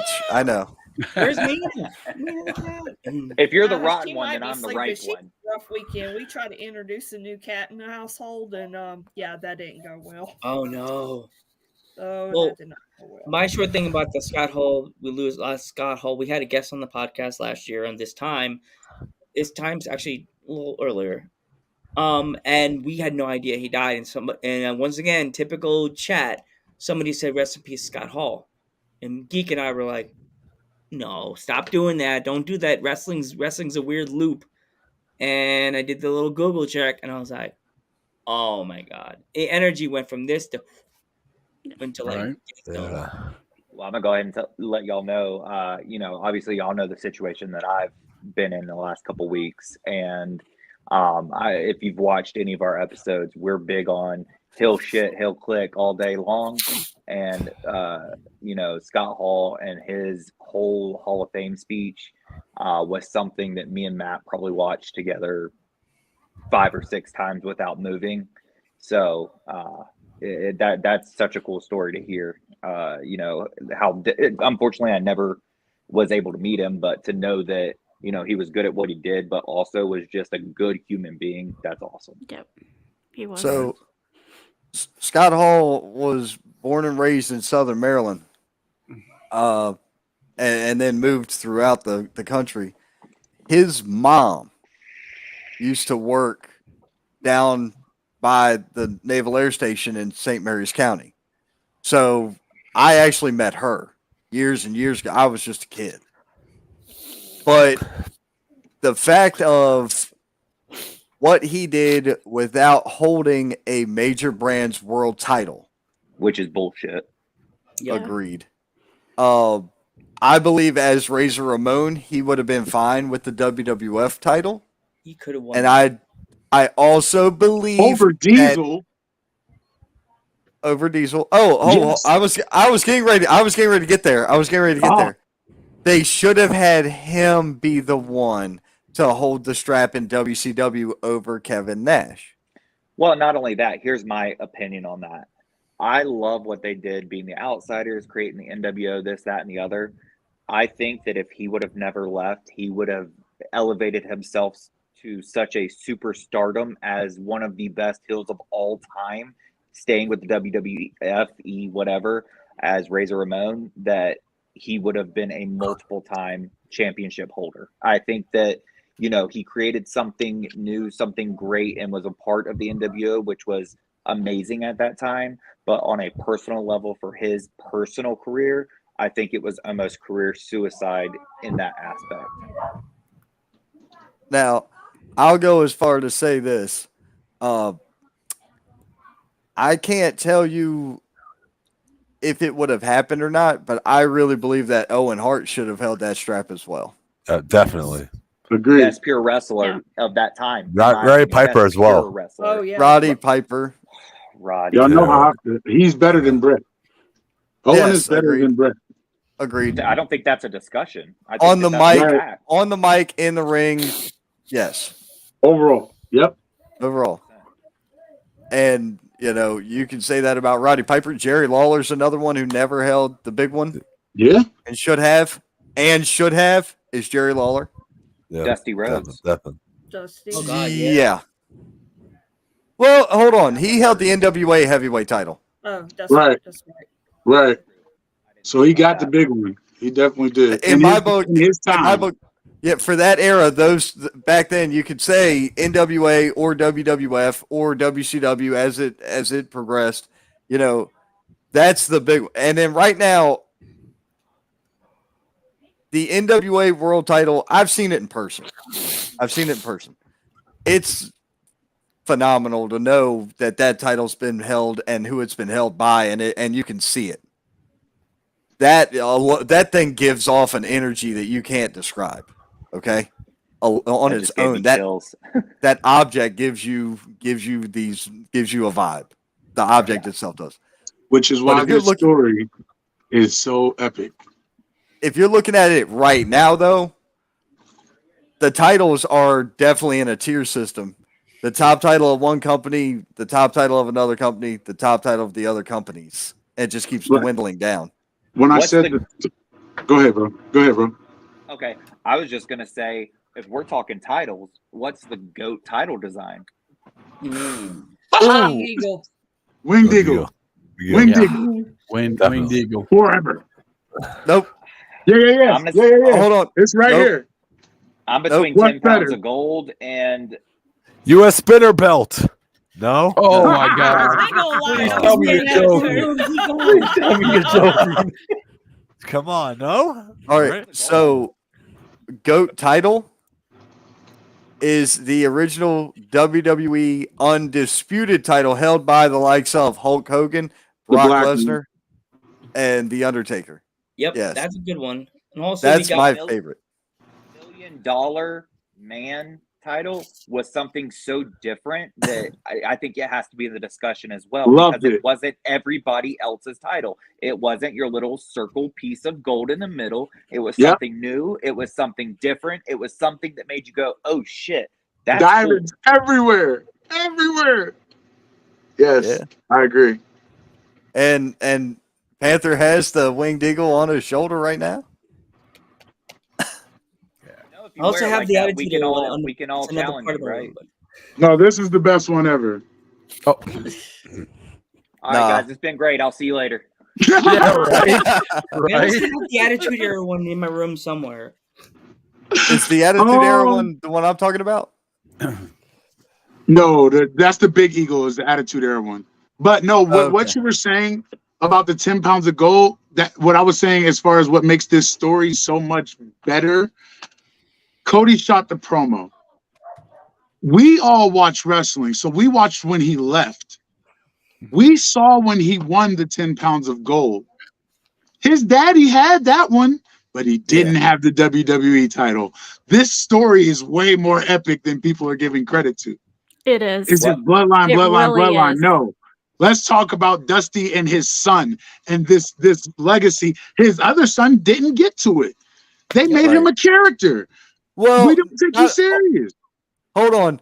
To be perfectly fair, and this is nothing against the man that Dustin Rhodes is today. Okay. Dustin Rhodes was his own worst enemy. And if you cannot accept that fact, I am sorry. I apologize because I'm not for the easily offended. However, that shouldn't offend anybody. Everybody battles things. Battles things. And that man let his demons get the best of him.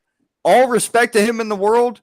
I love what they're doing with the Nightmare Factory. The fact he's opening his own wrestling school, saved by Jesus Christ. Hell yeah, brother. I'm down with all of it.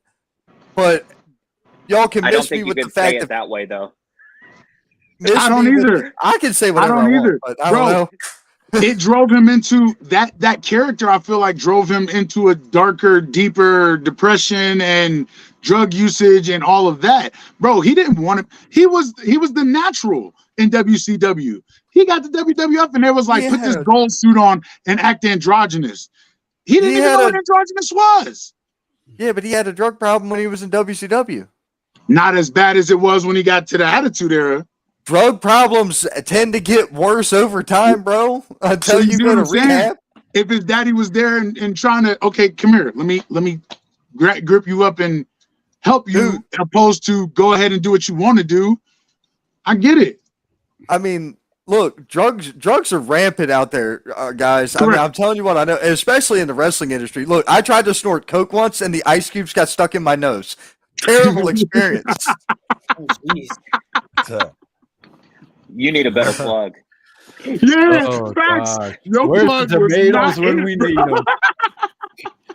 But if we're Just talking, a terrible. situation. So Plug didn't care about you. That's bad. If we're talking championships, and I may get a little heat for this, but because it is newer age. I'm going to tell you something that maybe I was the only one invested in because I've had this conversation before. But back before, he became Matt Cardona, back when Zack Ryder introduced that internet championship, that was something very fresh and very new that I invested in. Yep. I didn't mind any of the custom titles either, like the Rock's title or Austin's title. The Smoking Skull belts were cool, but the either way, Skull was pretty badass. Yeah. Here we go. GOAT of all time. Can we get a vote here that the worst title to ever make TV was the 24/7 title? No. Can we get a vote? That was the most horrible title ever. And nothing against Mr. 24/7, but that thing was horrible. Summer R-Truth is throwing his couch across the room. How could you say that? That was kind of funny. I have to admit, it was kind of funny. It got to the point where you knew he was going to win it, and it was funny. It was just how he was going to win it. But that was the most horrible. If Ron Killing slaps me for you saying that, I'm going to be bothered, sir. Well, I met him. It was hilarious. He told me that we ain't equals, but that was my whole day. So let's be honest, guys. R-Truth has put so much into this business. Oh, dude, I love R-Truth. I think the world of him as well. I don't think anybody gives him enough credit. He was actually TNA's first champion when they when they branded themselves as NWA TNA. He was their first champion. Yep. Correct, and deservingly so. Correct. Ron the Truth Killings. Charlotte, North Carolina, baby. Charlotte, North Carolina. Oh, dude. Right down the road. R-Truth Hey, listen, R-Truth knew Tupac. He can't do no wrong to me. He got a picture with Tupac. He'd the GOAT to me. He'd the GOAT. He'd the GOAT. I mean, look. I'll listen to a couple of songs from Tupac, but for the most part, nah. It's not my mom would be. No. Back then, old school NWA shit like Ice and Dre, old that era, yeah. But if I'm gonna listen to hip hop right now, I mean, I'm still going back to Outkast and sir. Like yep. Yes, sir. If anything new comes on, I hit the skip or the thumbs down button. That's it. Like, oh, fine. If you have to head out, real quick, give me a rapid fire for those answers on the bottom. Faction, promo, swerve, storyline, and overall mic skills. That's on your way out the door. Who said they were on the way out so I can pay attention? Alora. Hold up, let me get a pen. Shield, promo. Oh, God. I'm going off the top of my head here, people, because obviously I can't think. Promo, I'm going to go with Pipe Bombshell. Swerve, oh, my God. I know it ain't one of the best, but swerve. 3, 2, 1, go. Storyline, I love the Bloodline storyline, is amazing, but probably one of my favorite storylines would be Shawn Michaels WrestleMania 12, The Boyhood Dream. Overall mic skills, I would have to go with either Stone Cold or The Rock. Okay. Fantastic. Thank you, Alora from Peaches and Power Bombs. Be sure you drop your link. Be sure you drop your link in the comments again. Do it again. Do it again on your way out the door. Good night. Okay. I actually have to head out very soon too. If you don't mind, I'd love to rapid fire really quick too. Sorry, I have to put my kids to bed. You're good. Rapid fire, and then put yours in the comments. I'm going to say Faction, in my opinion, of all time, is going to have to be NWO for me. Once again, WCW guy. With a very, very close second being just because it was something that wasn't around when I was growing up per se. Like the way it felt is going to be Nation of Domination. Now, granted, I grew up in a little podunk North Carolina town, if that tells you anything. So that was also new to me that I loved it. And then let's see, promo is it is and always will be for me. I don't care if there's an absolute fire promo. It's going to be Dusty Rhodes, son of a plumber. Swerve is going to be when Seth Rollins hit the chair on the Shield. It was just so unexpected. It was that emotional connection for me on that one, and I will never forget that moment. Storyline, this one's a little bit different for me because you guys may have hated it, but I absolutely love it. Loved Vince McMahon versus God. Oh gosh, hilarious! That was odd. Hilarious when he walked into church. Hilarious, bro. It did it for me. Overall, mic skills, man. Of all time, I still have to feel, and that goes back to this specific promo, is Dusty Rhodes, because you could never, ever, ever get him off his game no matter what you threw at him. But mainstream and today's time, I'm going to have to go with the guy everybody hates. It's got to be MJF. Gotcha. Okay. All right, guys. Man. Thank you so much for including me. Love you guys. Hey, no problem. Love you, bud. Do me a favor. Throw your link to your content in the comments, and you have a good one. Appreciate you. You guys as well. I'm doing it right now. Thank you guys so much. I look forward to the next one. WrestleMania the Tuesday after. Sounds good. Tuesday after Mania. I'll be at Mania, so I'll be here after. Nice. Fantastic. All right, man. Take it easy. Yes, sir. You too, guys. All right, bye. All right. Who wants it next? I don't care. You got it. I guess I'm. I'm still thinking. So go ahead, y'all. I'm still thinking. I'm still thinking. I don't want to take anyone's time, so you know. Oh, you go ahead, dude. Lance, you've been quiet most of the night. It's all family here. All right, faction. I'm gonna say this one. I don't know too many people familiar with this one, but I'm going to have to say Generation Next, which launched the careers of Roderick Strong, Alex Shelley, and Jack Evans. So as one of the greatest factions, nobody can stop them. Promo, I'm going to have to say this one. A lot of people are going to not agree with me on this one because I'm going to get a lot of heat for this. It's the pipe bomb. The pipe bomb and I'm a Snake promo from CM Punk. Okay. And the swerve would be in that same night where everyone thought CM Punk was going to WWE, but he won the title, turns heel, and nobody expected it at all. And everyone thought he was going to WWE. Everyone thought that was his last match in Ring of Honor. Swerved everybody, wins the title, and then just goes and turns heel. Storyline, I'm going to have to say the best storyline is the Yes Movement going into WrestleMania 30. Overall mic skills. Is this overall mic skills or just overall? Overall mic skills. Overall mic skills, I'm going to have to say Chris Jericho is probably one of the greatest on the mic. Yeah. Anyone else? Okay, anybody else want to go before I go? Go ahead. Okay, hey, man.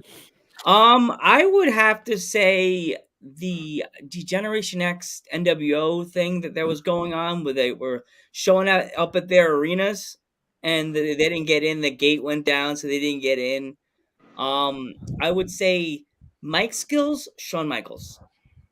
When he was just turning heel, becoming the boy toy, his mic skills were really good. And as he got older, his mic skills got even better and better and better.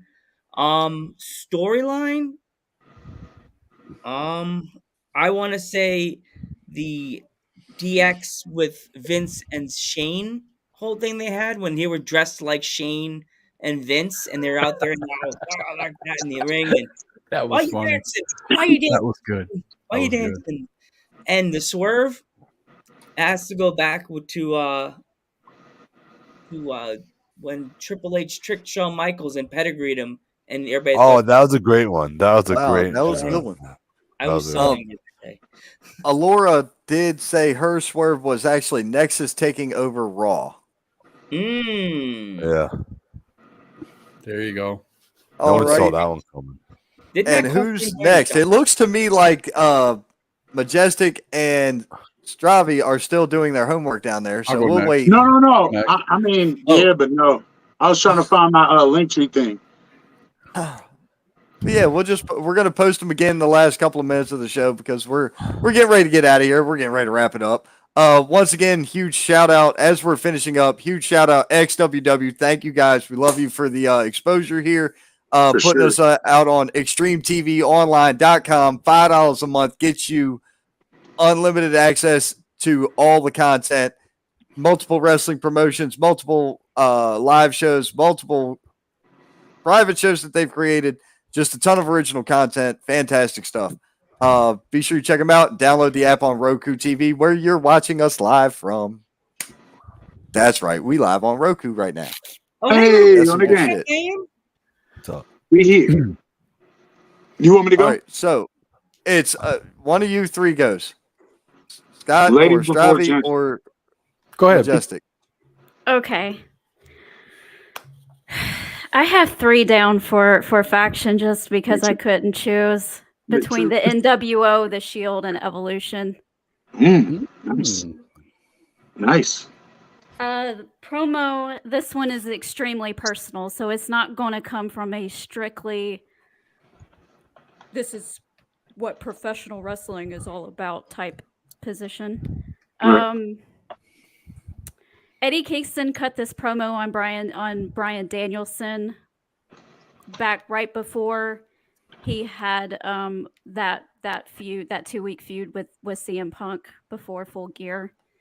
And he was talking about, because Danielson was saying that he's lazy and he doesn't work and he doesn't, the works. And he was talking about his depression and all that kind of stuff and how he feels angry all the time.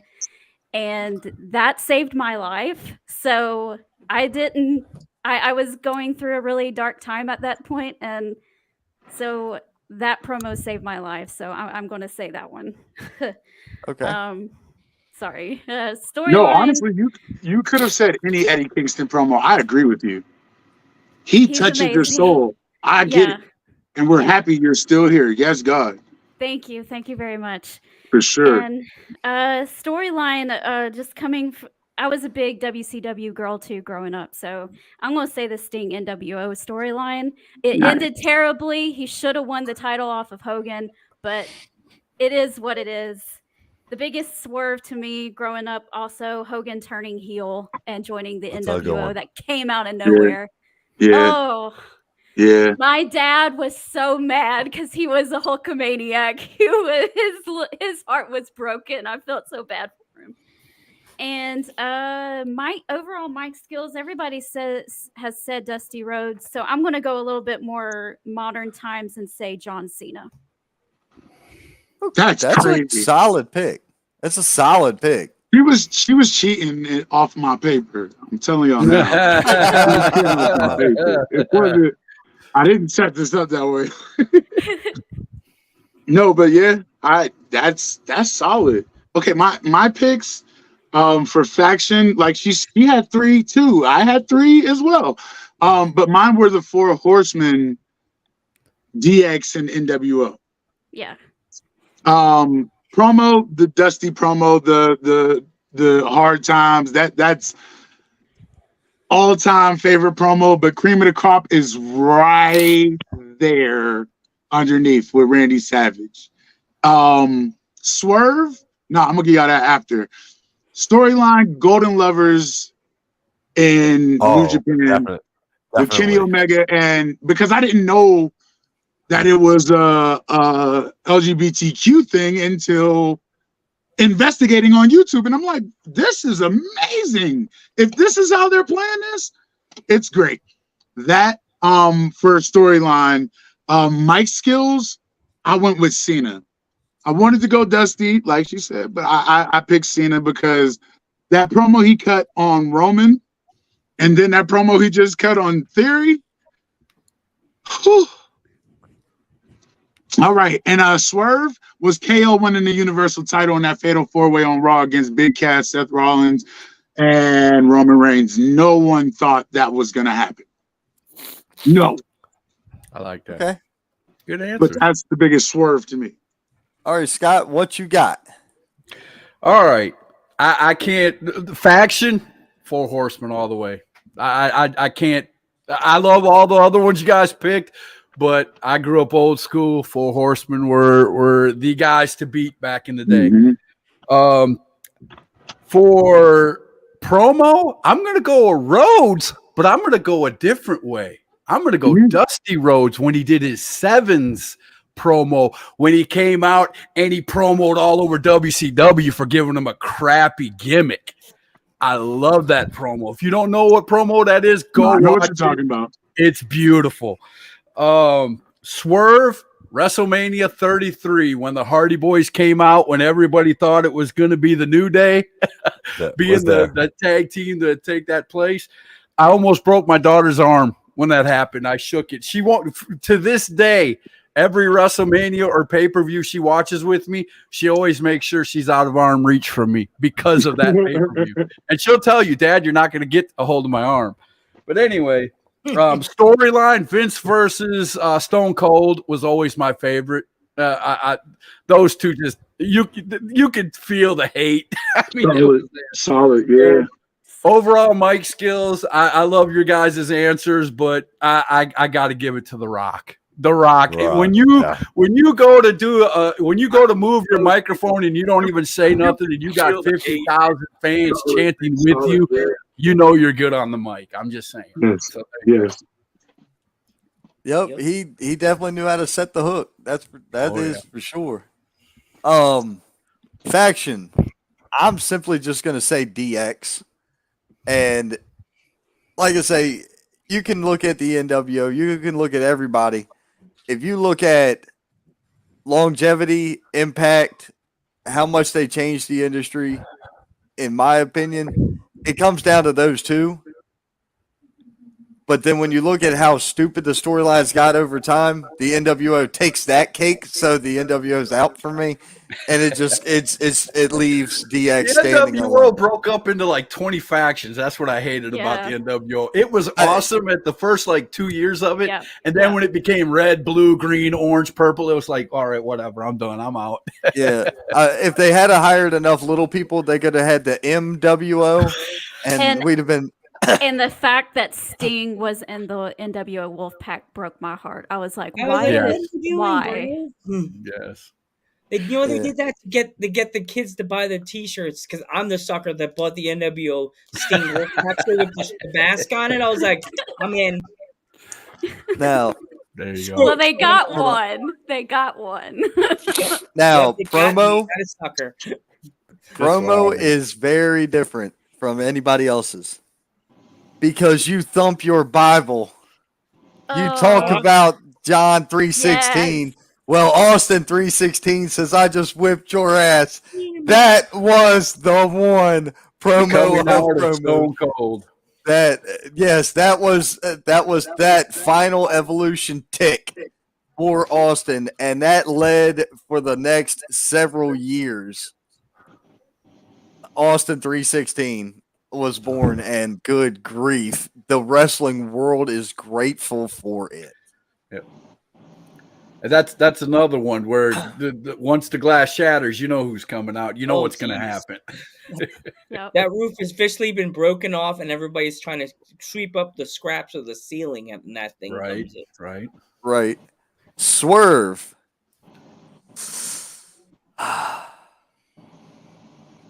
You know, it's got to be a really heartbreaking moment for me to have a Swerve count, because most of the time you can see this coming a mile away, so it doesn't really bother you. Right. The one time I didn't see it coming was when Austin joined McMahon. Oh yeah, I remember that one. Yeah. No one saw it. It was like, it was horrible. It's like, it was worse than the Dangerous Alliance thing that they did. It was worse than that. The 2-man power trip, you mean? No. The Dangerous Alliance. Yeah, the Dangerous Alliance. It was ECW and WCW, and Austin was the champion and leading that whole thing. Yeah. That's where what came from, was during that. That was bad. that was a horrible swerve. It messed up a lot of people. But as far as like overall swerve that just killed you, it was Austin and Vince. And remember, Taker standing there and Vince is saying something, and at the end of it, whatever his last word was, Austin would say, respect, or whatever he said. And he was like that the whole time, and Kurt Angle's in there too. It was ridiculous. It was the worst. It was the swerve that just threw everybody out of the loop because it was like nobody saw that coming. Storyline. Somebody already mentioned the boyhood dream came true. We're seeing the same thing reinvented right now, and I think it's the best thing going, and that's Cody. Cody's storyline right now has got to be here's the thing. It's not done yet. The story's not over yet. So for right now, it has the ability to become the best storyline of all time. Literally. Yes. It has that ability. It has that weight. It has water. You know, it's got legs. It can go. We will find out in April if it will go that way. Could his brother come out? Could his brother come out during the WrestleMania match? No, it won't happen. No, It won't yes, happen. he can. It won't No, happen. Contract with AEW? But could it? That doesn't matter. It's Hold in on. the back of everybody's mind, though. Him being under contract does not matter with AEW. AEW will allow their guys. The way it works is they need a taste if it's something that big. They just have to get a piece of the pie. So that's all that is. And But see- WWE will give no craps about paying that money for that moment. They wouldn't care. Wait, guys. Let's stop and think real quick. I didn't say it Hold would on. happen. I'm just saying it's in the No, back no, of some no, I'm- people's minds. Say, listen to me. So WWE is gonna pay the ticket just to have Dustin run out at the end and hug him? Yeah. No. you're damn shippy. Or come out, maybe 100%. be The ringside. biggest Be ringside swerve during at the match. the biggest swerve at WrestleMania is Cody's not going to win the title, and Roman's going to go up to 1,000 days as champion. He's already at 1,000 days, isn't he? No. No. Oh. He'll be 1,000 in like June or something. If Oh, okay. So he's close. That's Yeah, not gonna happen. That's not gonna WWE happen will because pay he's it. not going to Money in the Bank. So we already know he's not gonna be at Money in the Bank at all. He's not going to be in London. He's not doing that. So Cody's winning, but guys, Dustin's not gonna be there because Ricky Starks is suing where they had the Royal Rumble for releasing that picture. Why is an AEW star suing for his picture being released at a WWE event if WWE is just going to pay for an AEW star to come just for a hug? Come on, That's a different scenario, dude. Yeah, That's a he different is not even scenario. a good scenario, but I can see your point, though. But it is a totally different scenario. And Ricky Starks is suing over that, but he's not suing the WWE for releasing that pic. That pic came from a fan. He's suing the arena. He's Yeah. suing the arena. it was, yeah. Oh, that's between Ricky and the arena. That has nothing to do with WWE. Sorry. That has to do with WWE's relationship with that arena. Nope. So now they go be super anxious, like, oh, Bro, how who much can money come does to our WWE show? make an arena? How much money does WWE make a town? Don't play this. This shit's about money. It's chess, not checkers, babe. We don't play that shit. So I don't Come think they on. go pay. I don't think they go pay Dustin. If that was the case, he'd still be there. No, they will pay him to show up for the one time just to meet his brother in the ring and celebrate with him. That's it. They're gonna do the thing where, like, when Brett won from Yokozuna at WrestleMania. No, it's not. They're gonna have the faces rush the ring and celebrate with him. Yeah, they No. are. This is why I'm Don't telling say you that. that's not gonna happen. The only reason I'm saying it's not gonna happen, bro. Who are we talking about this whole time? What is Cody's promos been about? This is about me. Being that you're Dusty's kid and actual Dusty's kid does not get the credit or notoriety that he deserves. This is about me being noticed. This is his moment. Cody ain't sharing that stage with nobody. Sorry. I'm saying they will Wrestling come has out. more than one They might royal be on- family. They might be on the stage. They might be on the stage. Bro, maybe on Monday when Cody walks that title to Dusty's gravesite. Maybe on Monday when Cody walks that title to Dusty's gravesite and they show that image. But I don't see, bro, Brandy's not even going to come out. That would be like Brandy, his daughter, and Dustin all running out. And then the Nightmare Factory. You see what I'm saying? That's why that moment is going to be any of that would be awesome though. Still, any of that would be cool, but it's about him. We need him with the title, holding both titles up. So you think the celebration is just going to be confetti and him out there holding the title? You think that's going to be it? I think so too. That's it. My overall Mike Skills pick, and then we can just drop the banner, is going to be the Hot Rod himself, Roddy Piper. Nice. Right. I got to go with the Hot Rod. Should have been the world champ at one time. Oh, God. Oh, yeah. I don't disagree with that at all. I mean, so I think we're all pretty much on board that we're going to have to do this after Mania. So Mania is what, the 2nd and the 3rd? Yeah. March. Wait a minute. How? No, it's got to be the 1st and the 2nd. Let me see. All right, so that means Tuesday, April the 4th, we'll be back here for a Roundtable Rumble. Yep. We'll go ahead and put that on the books. We'll be back after in Monday night, right after Monday Night Raw, and it'll be fresh. Raw after Mania, yes. And we'll see who's right. Yeah, Jay White's gonna debut Raw after Mania. Trust me. I think every one of us will probably be doing that. But how about let's all do it together right here? This is fun. This is fun because then we can start talking about what's the plans going forward after Mania. It's always fun to be couch bookers on all our shows. You know that. Yes. Who is Dragon Lee gonna face? That's what I want to know. In NXT? Yes. Jason Waller. Grayson Waller. Grayson Waller.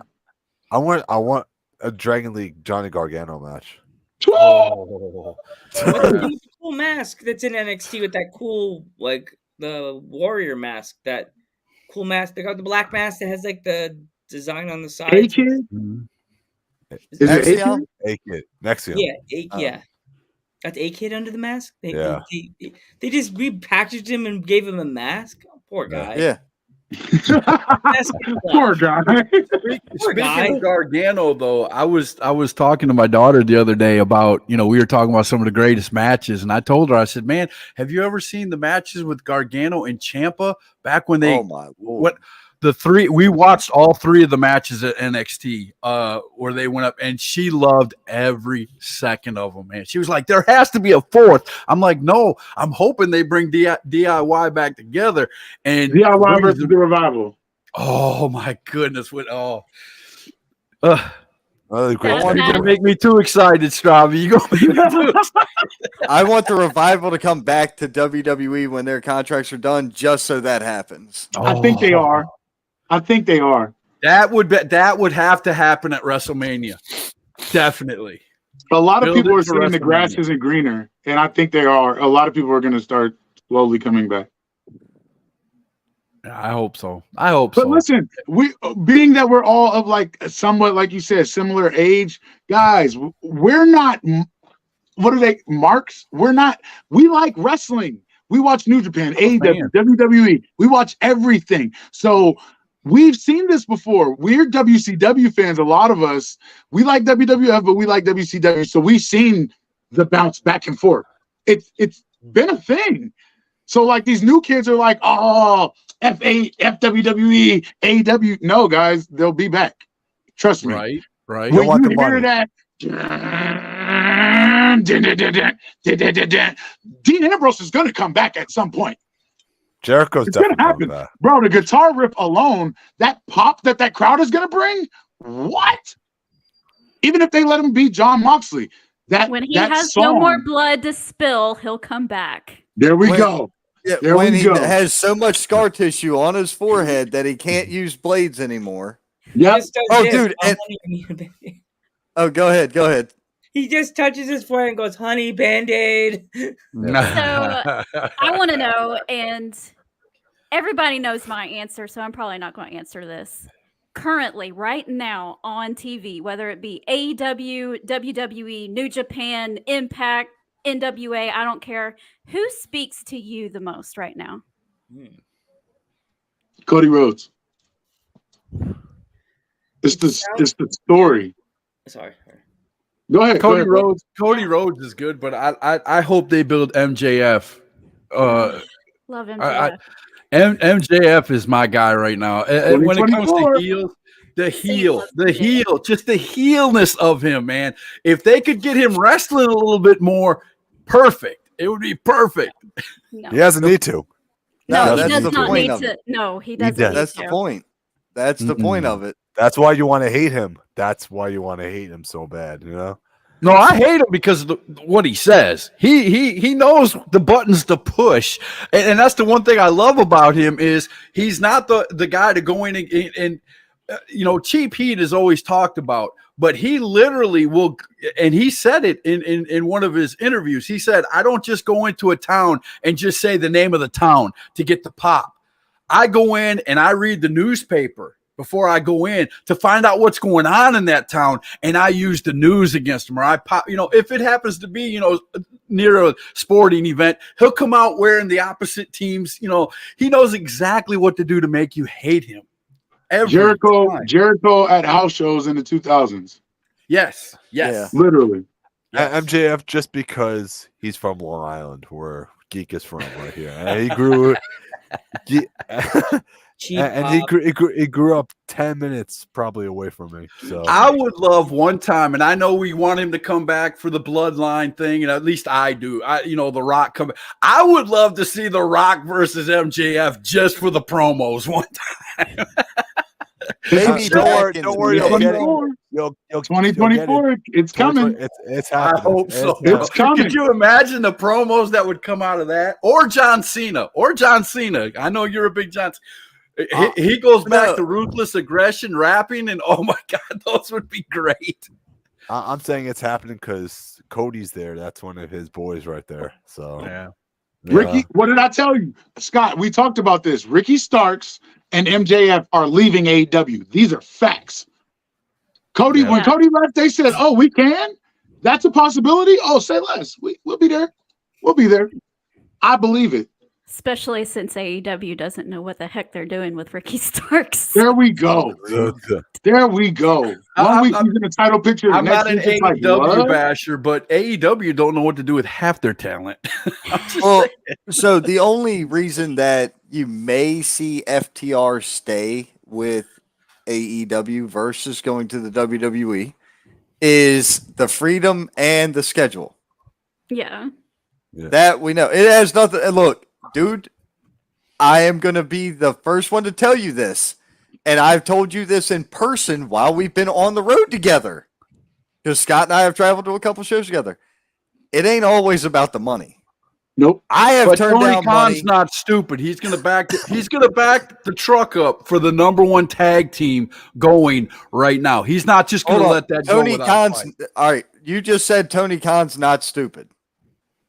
No. As far as knowing that FTR is the greatest tag team. Okay. Everybody else. Okay. Maybe that was a bad phrase. He knows what he's got in FTR. I'll just put it that way. He knows. Did you watch the last 5 minutes of Dynamite last week? Okay, bad phrase. I admit it. I'm wrong. I was wrong. Bad God. phrase. I got some breaking news that popped up on my screen regarding the news. What happened to what's her name? Shawn Michaels has announced there'll be a ladder match to crown a new women's champion in NXT. What? Nice. Yep. Is that how they get the title off of her without having her get beat? Yep. Okay. Because we all know it was fake. Yep. We all know it was fake. Yep. Yeah. Okay.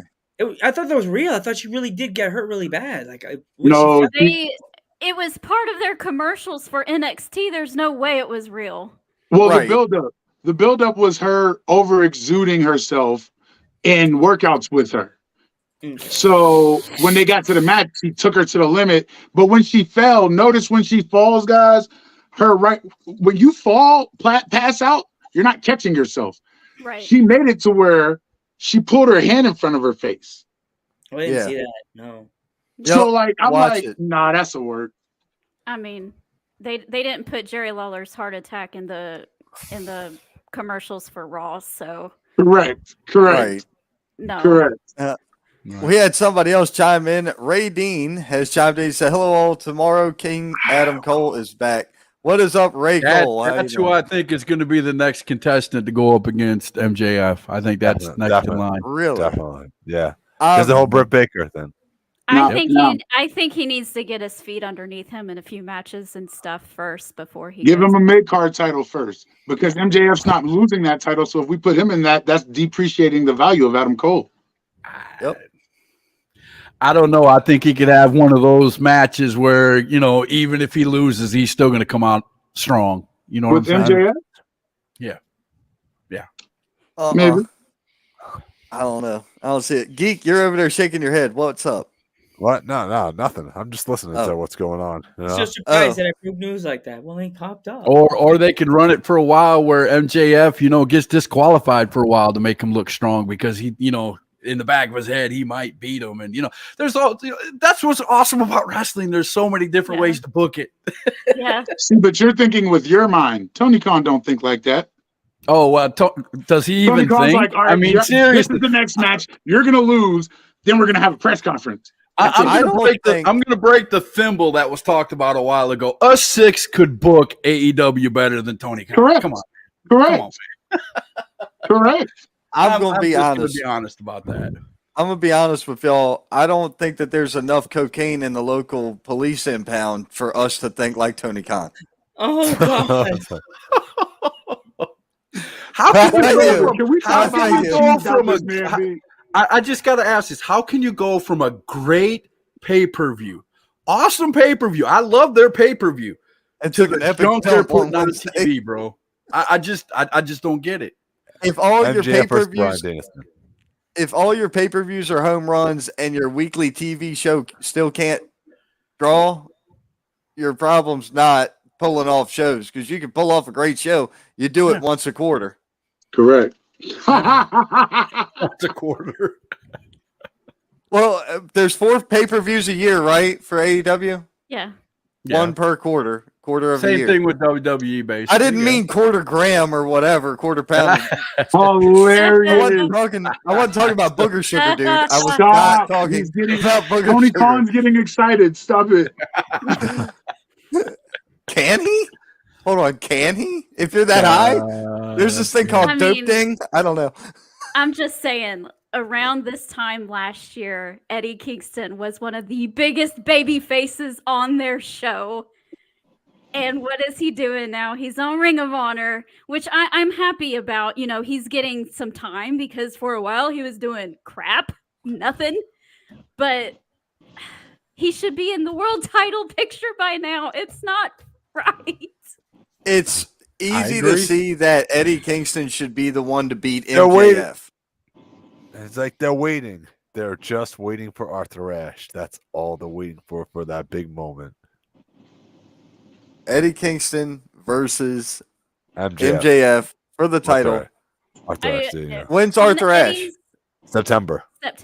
Look, hold on. My prediction still has the ability to come true. Then that's fine. We're good. Because what pay-per-view do they do that? Do they do that at? It's a couple weeks after Double or Nothing. It's one of their special shows called Grand Slam. No, it's All Out. That's after All Out. It's a Dynamite. I thought it was after All Out. It is. Oh, All Out. I'm sorry. That's what I meant to say. It's okay. We've been running 2.5 hours.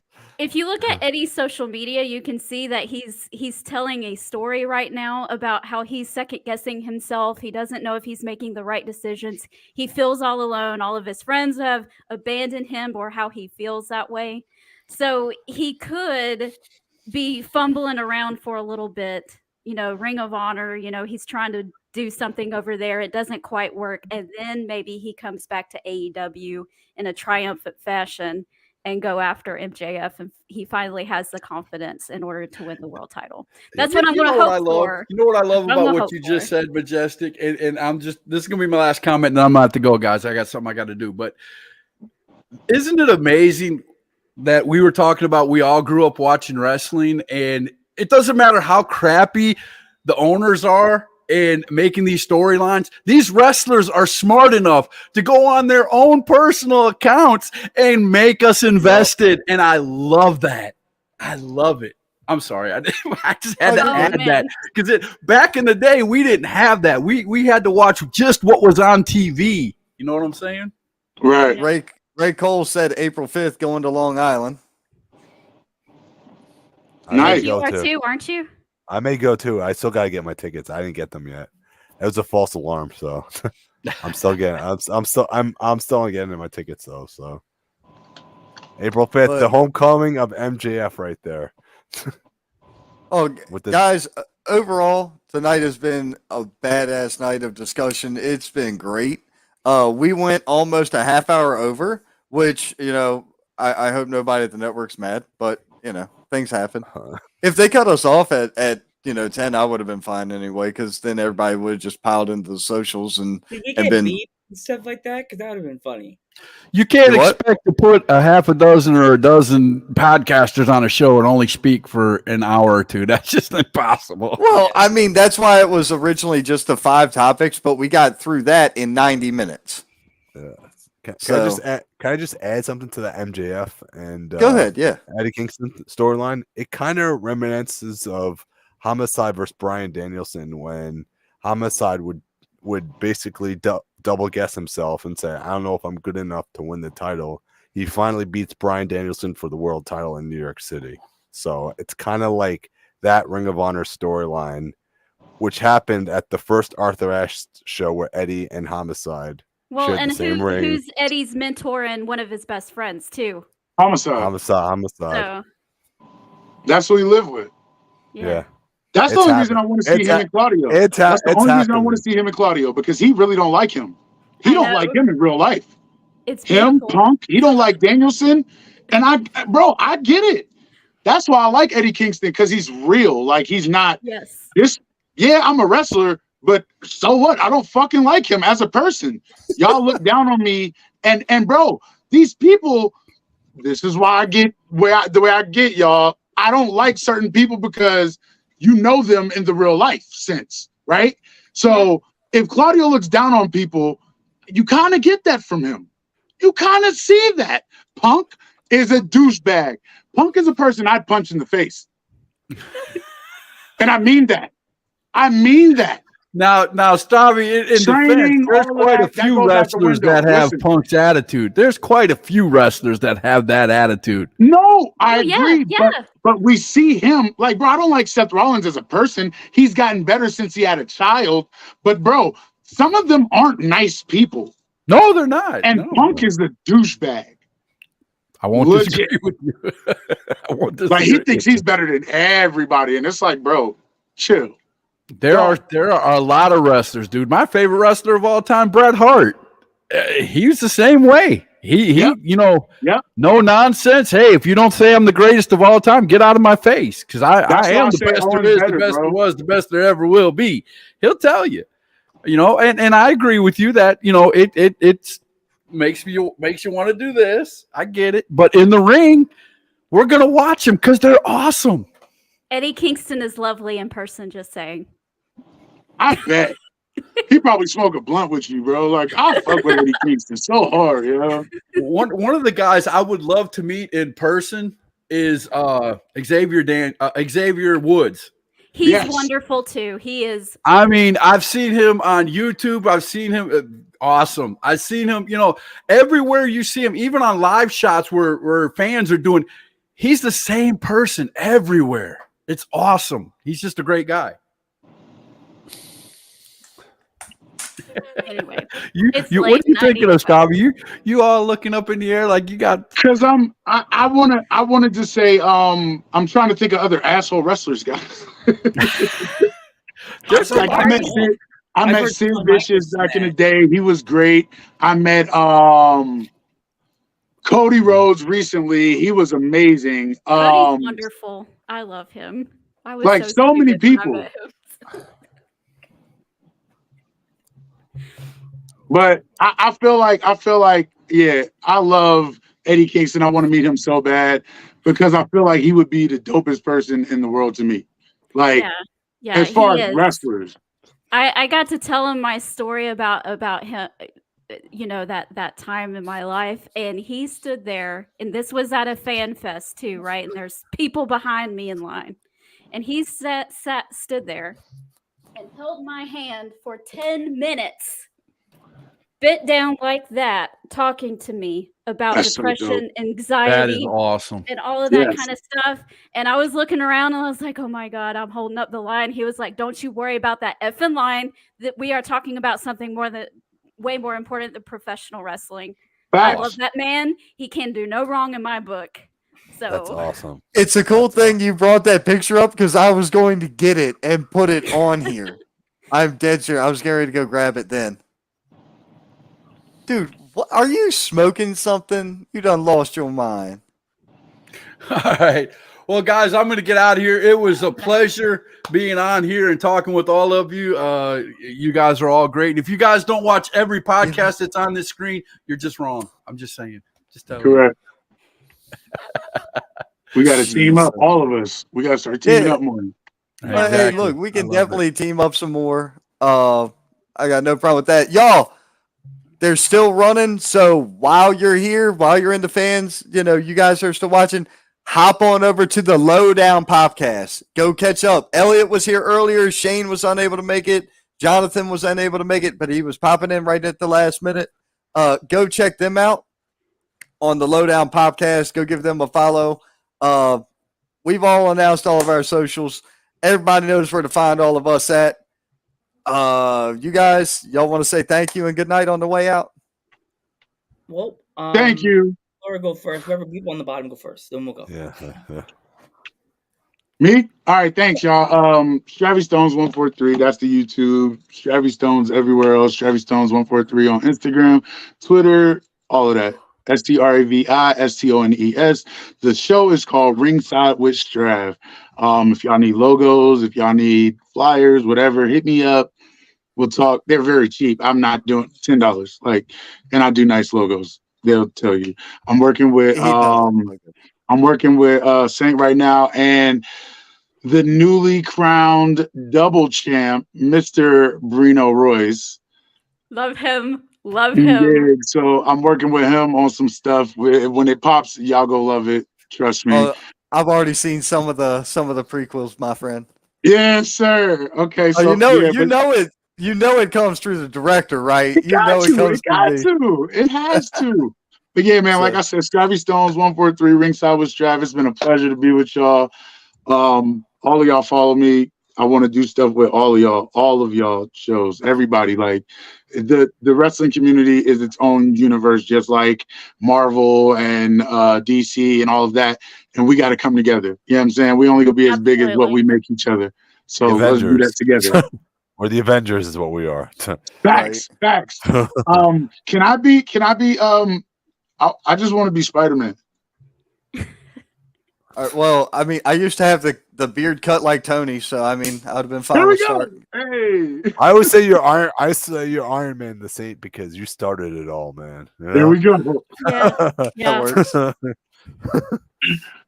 All right, I'm Majestic Marie, and you can find me on Peaches and Power Bombs on YouTube and on Facebook. You can also find me on the Real Wrestling Community. I have a little show on there called the TRWC Tailgate Party, where we preview AEW Dynamite on Wednesdays. I also have my very own YouTube channel called Wrestle Tales, where I take current and past wrestling storylines and turn them into little children's bedtime stories. So go follow me over there as well. Nice. Thank you. Joe, you want to say it? I am Joe Panther III. We do Dudes at Ringside. I also do a podcast with all about Ghostbusters called Ghost Head Talk Podcast Live. I'm starting to do it live on StreamYard. I was supposed to have Robin Shelby, the person that played Slimer, but she had to reschedule. But I have some big episodes coming up soon. Nice. Ghostbusters news. It's supposed to be on my show coming in April. But yes, now to the Geekums. So just a little quick announcement for those of you that don't know, the Dudes at Ringside podcast is coming to an end. We have a few episodes that are left. So if you guys want to join, you're more than welcome to. So what is it, Joe? We have 14. How much left?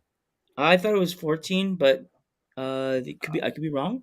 Yeah, 14, but 13, yeah. But yeah, so we'll that breaks my heart. By the way, I'm sad. Yeah, we're going to be supporting each other in our solo projects, so Okay. So make sure you can support both of us as well. I have my show Geeking Out with the Metal Geek also, which is also on everything, Spotify, everything. So just Google the name. So. And Joe, you're moving to Twins. Twins at Ringside with my twin, lovely nurse, the sassy one, Sassy Chica. I'm getting her into independent wrestling. She's a nurse and she's a field nurse. She works with people, and she got a chance to go to her first ever independent wrestling show. You have to go watch her review of the show. It is freaking funny to watch an adult woman that's 39 years old giving you her first ever independent review after like a millennium of having watched wrestling. It's so funny. Go to the Joe the Panther variety show and check it out. It's so funny. It dropped today, so it's brand new on the channel. It's so funny. Fantastic. I have to check that out.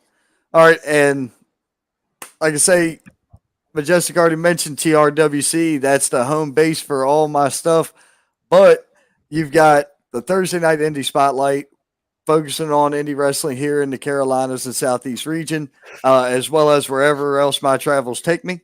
Then you've got on Sunday, the Wrestling Wire. That's the main one. That's the podcast that's downloaded around the world. That one there is where this is going to be dropped. I'm actually getting ready to download the file so I can send it over there tonight and have it loaded for everybody before the morning comes. So we will see you. I'll be back here Thursday night. Then I'll see you Sunday again. Guys, thank you very much, everybody, for tuning in. Thank you, everybody, for joining me. I've appreciated all of y'all being here. Thank you for taking the time out of y'all's schedules to come and do this with us. We'll be back here April the 4th for the Roundtable Rumble after Mania. Y'all take it easy. Have a great night.